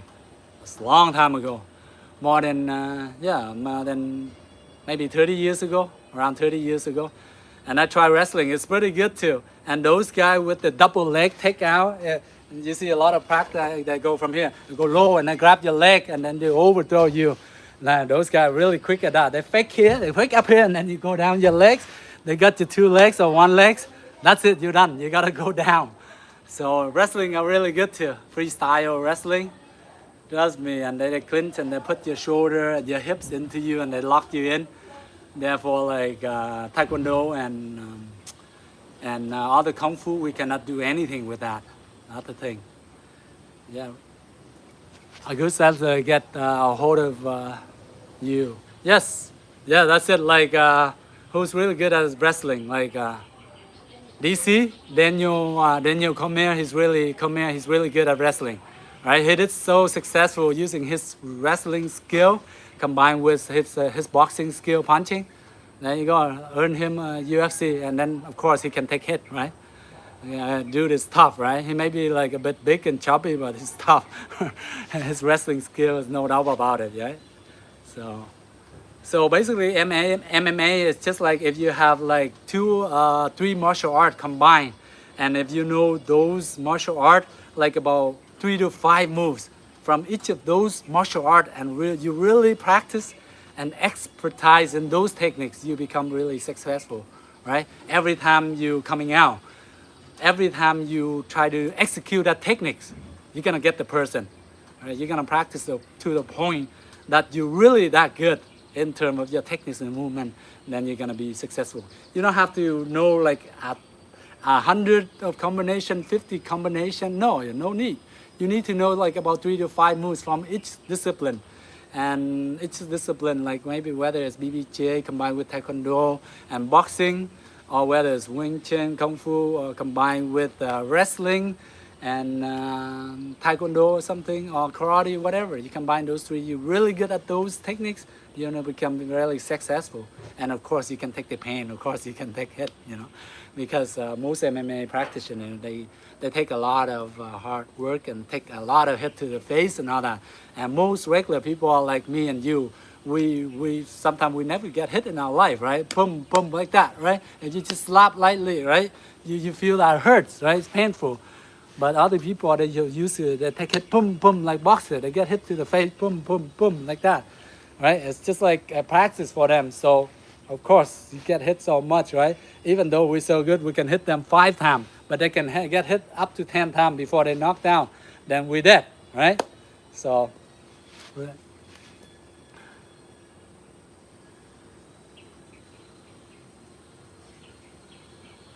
yeah, I wouldn't say that if a good boxer and a good Wing Chun, if you put them the 2 together, I would say boxing, of course. Boxing, of course, a lot of more combo, a lot stronger, right? A lot of stronger in boxing. So maybe probably boxing maybe overtake Wing Chun a little bit, right? But then it's again on the individual. But majority, I say boxing because why? Because boxing they do a lot of conditioning, a lot of stamina, a lot of strength training, right? But in Wing Chun nowadays, right, we practicing a lot of theory, a lot of a lot of movements, all right, that are like setup movements, right? But no, not so many students are practicing to the point like the master do, right? The master that would practice more time, more skill, and more knowledge. But the regular person, they would just go practicing, sparring. But they sparring to the point, okay, you touch and then that's it, or you just hit and that's it. Not like compared to boxing, that would go sparring and hard hit, right? They put on gloves and they hit boom, boom, boom, boom, boom, boom, and they get a lot of hit to the face. And of course, the skill, the hooking, those are the basics, 5, 6 movement, right? They go 1, 2, 3, 4, hook up, uppercut, and then only those 3 moves. And they keep on practicing those moves over millions of times, right? So of course, if they don't hit you with 1 hit, then they're gonna hit you the second hit. If they don't hit with second, they hit the third. And because the stamina, they can go on forever. Whereas like Wing Chun, like myself or other student, we don't practice maybe consistent or put in strength training like boxing, right? Conditioning, right? A lot of traditional kung fu nowadays that like, you know, commercial, I say commercially, right? Not like, you know, up those people up in the mountains or in China or whatever, right? Across the world, we commercialize a lot. So therefore, you're not gonna put student and do horse strength training, you know, half an hour, right? Turn this way, half an hour, that one, that take on a half hour, right? That take like, out of our whole class, right? So you do, okay, you do this maybe 3 minutes and you turn here 3 minutes and then you work here maybe 10, 20 minutes, blah, blah, blah. Okay, then you get in your partner, you training, conditioning bit, and then you sparring, right? And that's it. And you become a class, right? So with boxing it's different. They always train, they go like skipping, they go do like stamina, like 15 minutes skipping, they can go like that, and they can jogging for like, you know, 30 minutes, half an hour, all the basic stuff, and then they do combo, shadow boxing, and those skills they do over again, so much that it become like part of them. You know what I mean? It's so often, just like they walk, right? So I say that's the more advantage.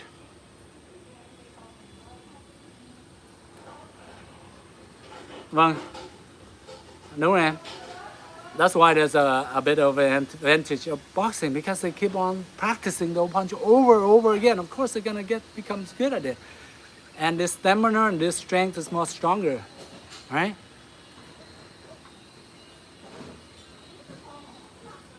Yeah, 2 style. Make any 2 martial art or 3 martial art, you combine, you make it MMA, right? MMA stand for, of course, you guys all know that, right? MMA is mixed martial arts. Mixed martial arts. Simple term is mixed martial arts, right? You can do whatever you want as long as you follow the MMA rule. That's about it. Doesn't matter what you do, right? Elbow straight, knee straight to the groin, right? When a competition, of course, you're not gonna hit to the groin, to the balls, or gouging to the eye, or picking the nose, or grabbing the gloves, or whatever. Those are the rules, right? But there are more moves in MMA, more moves you can use other than like Taekwondo rules, or karate rule, or judo rule, or BBJ rule. Those are the separate, they have their own rule. But MMA, they have different rules too. So, okay, anyway, guys, I really gotta go now. Thank you very much, everyone, for tuning in. It's really great to practicing with you guys again and sharing some of this idea with you and training with you. I hope, hopefully, we see each other again next time, and we will talk about it more and have fun practicing. Stay safe out there. Practice hard, practice smart, and have a good, healthy habit. Okay, guys? Have a good one. Thank you very much. Love you all. Bye.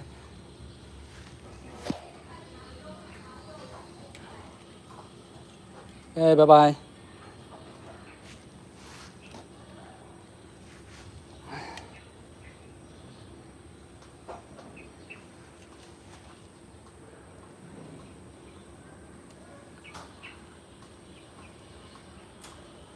Okay, thank you. Have a lovely day. Bye bye.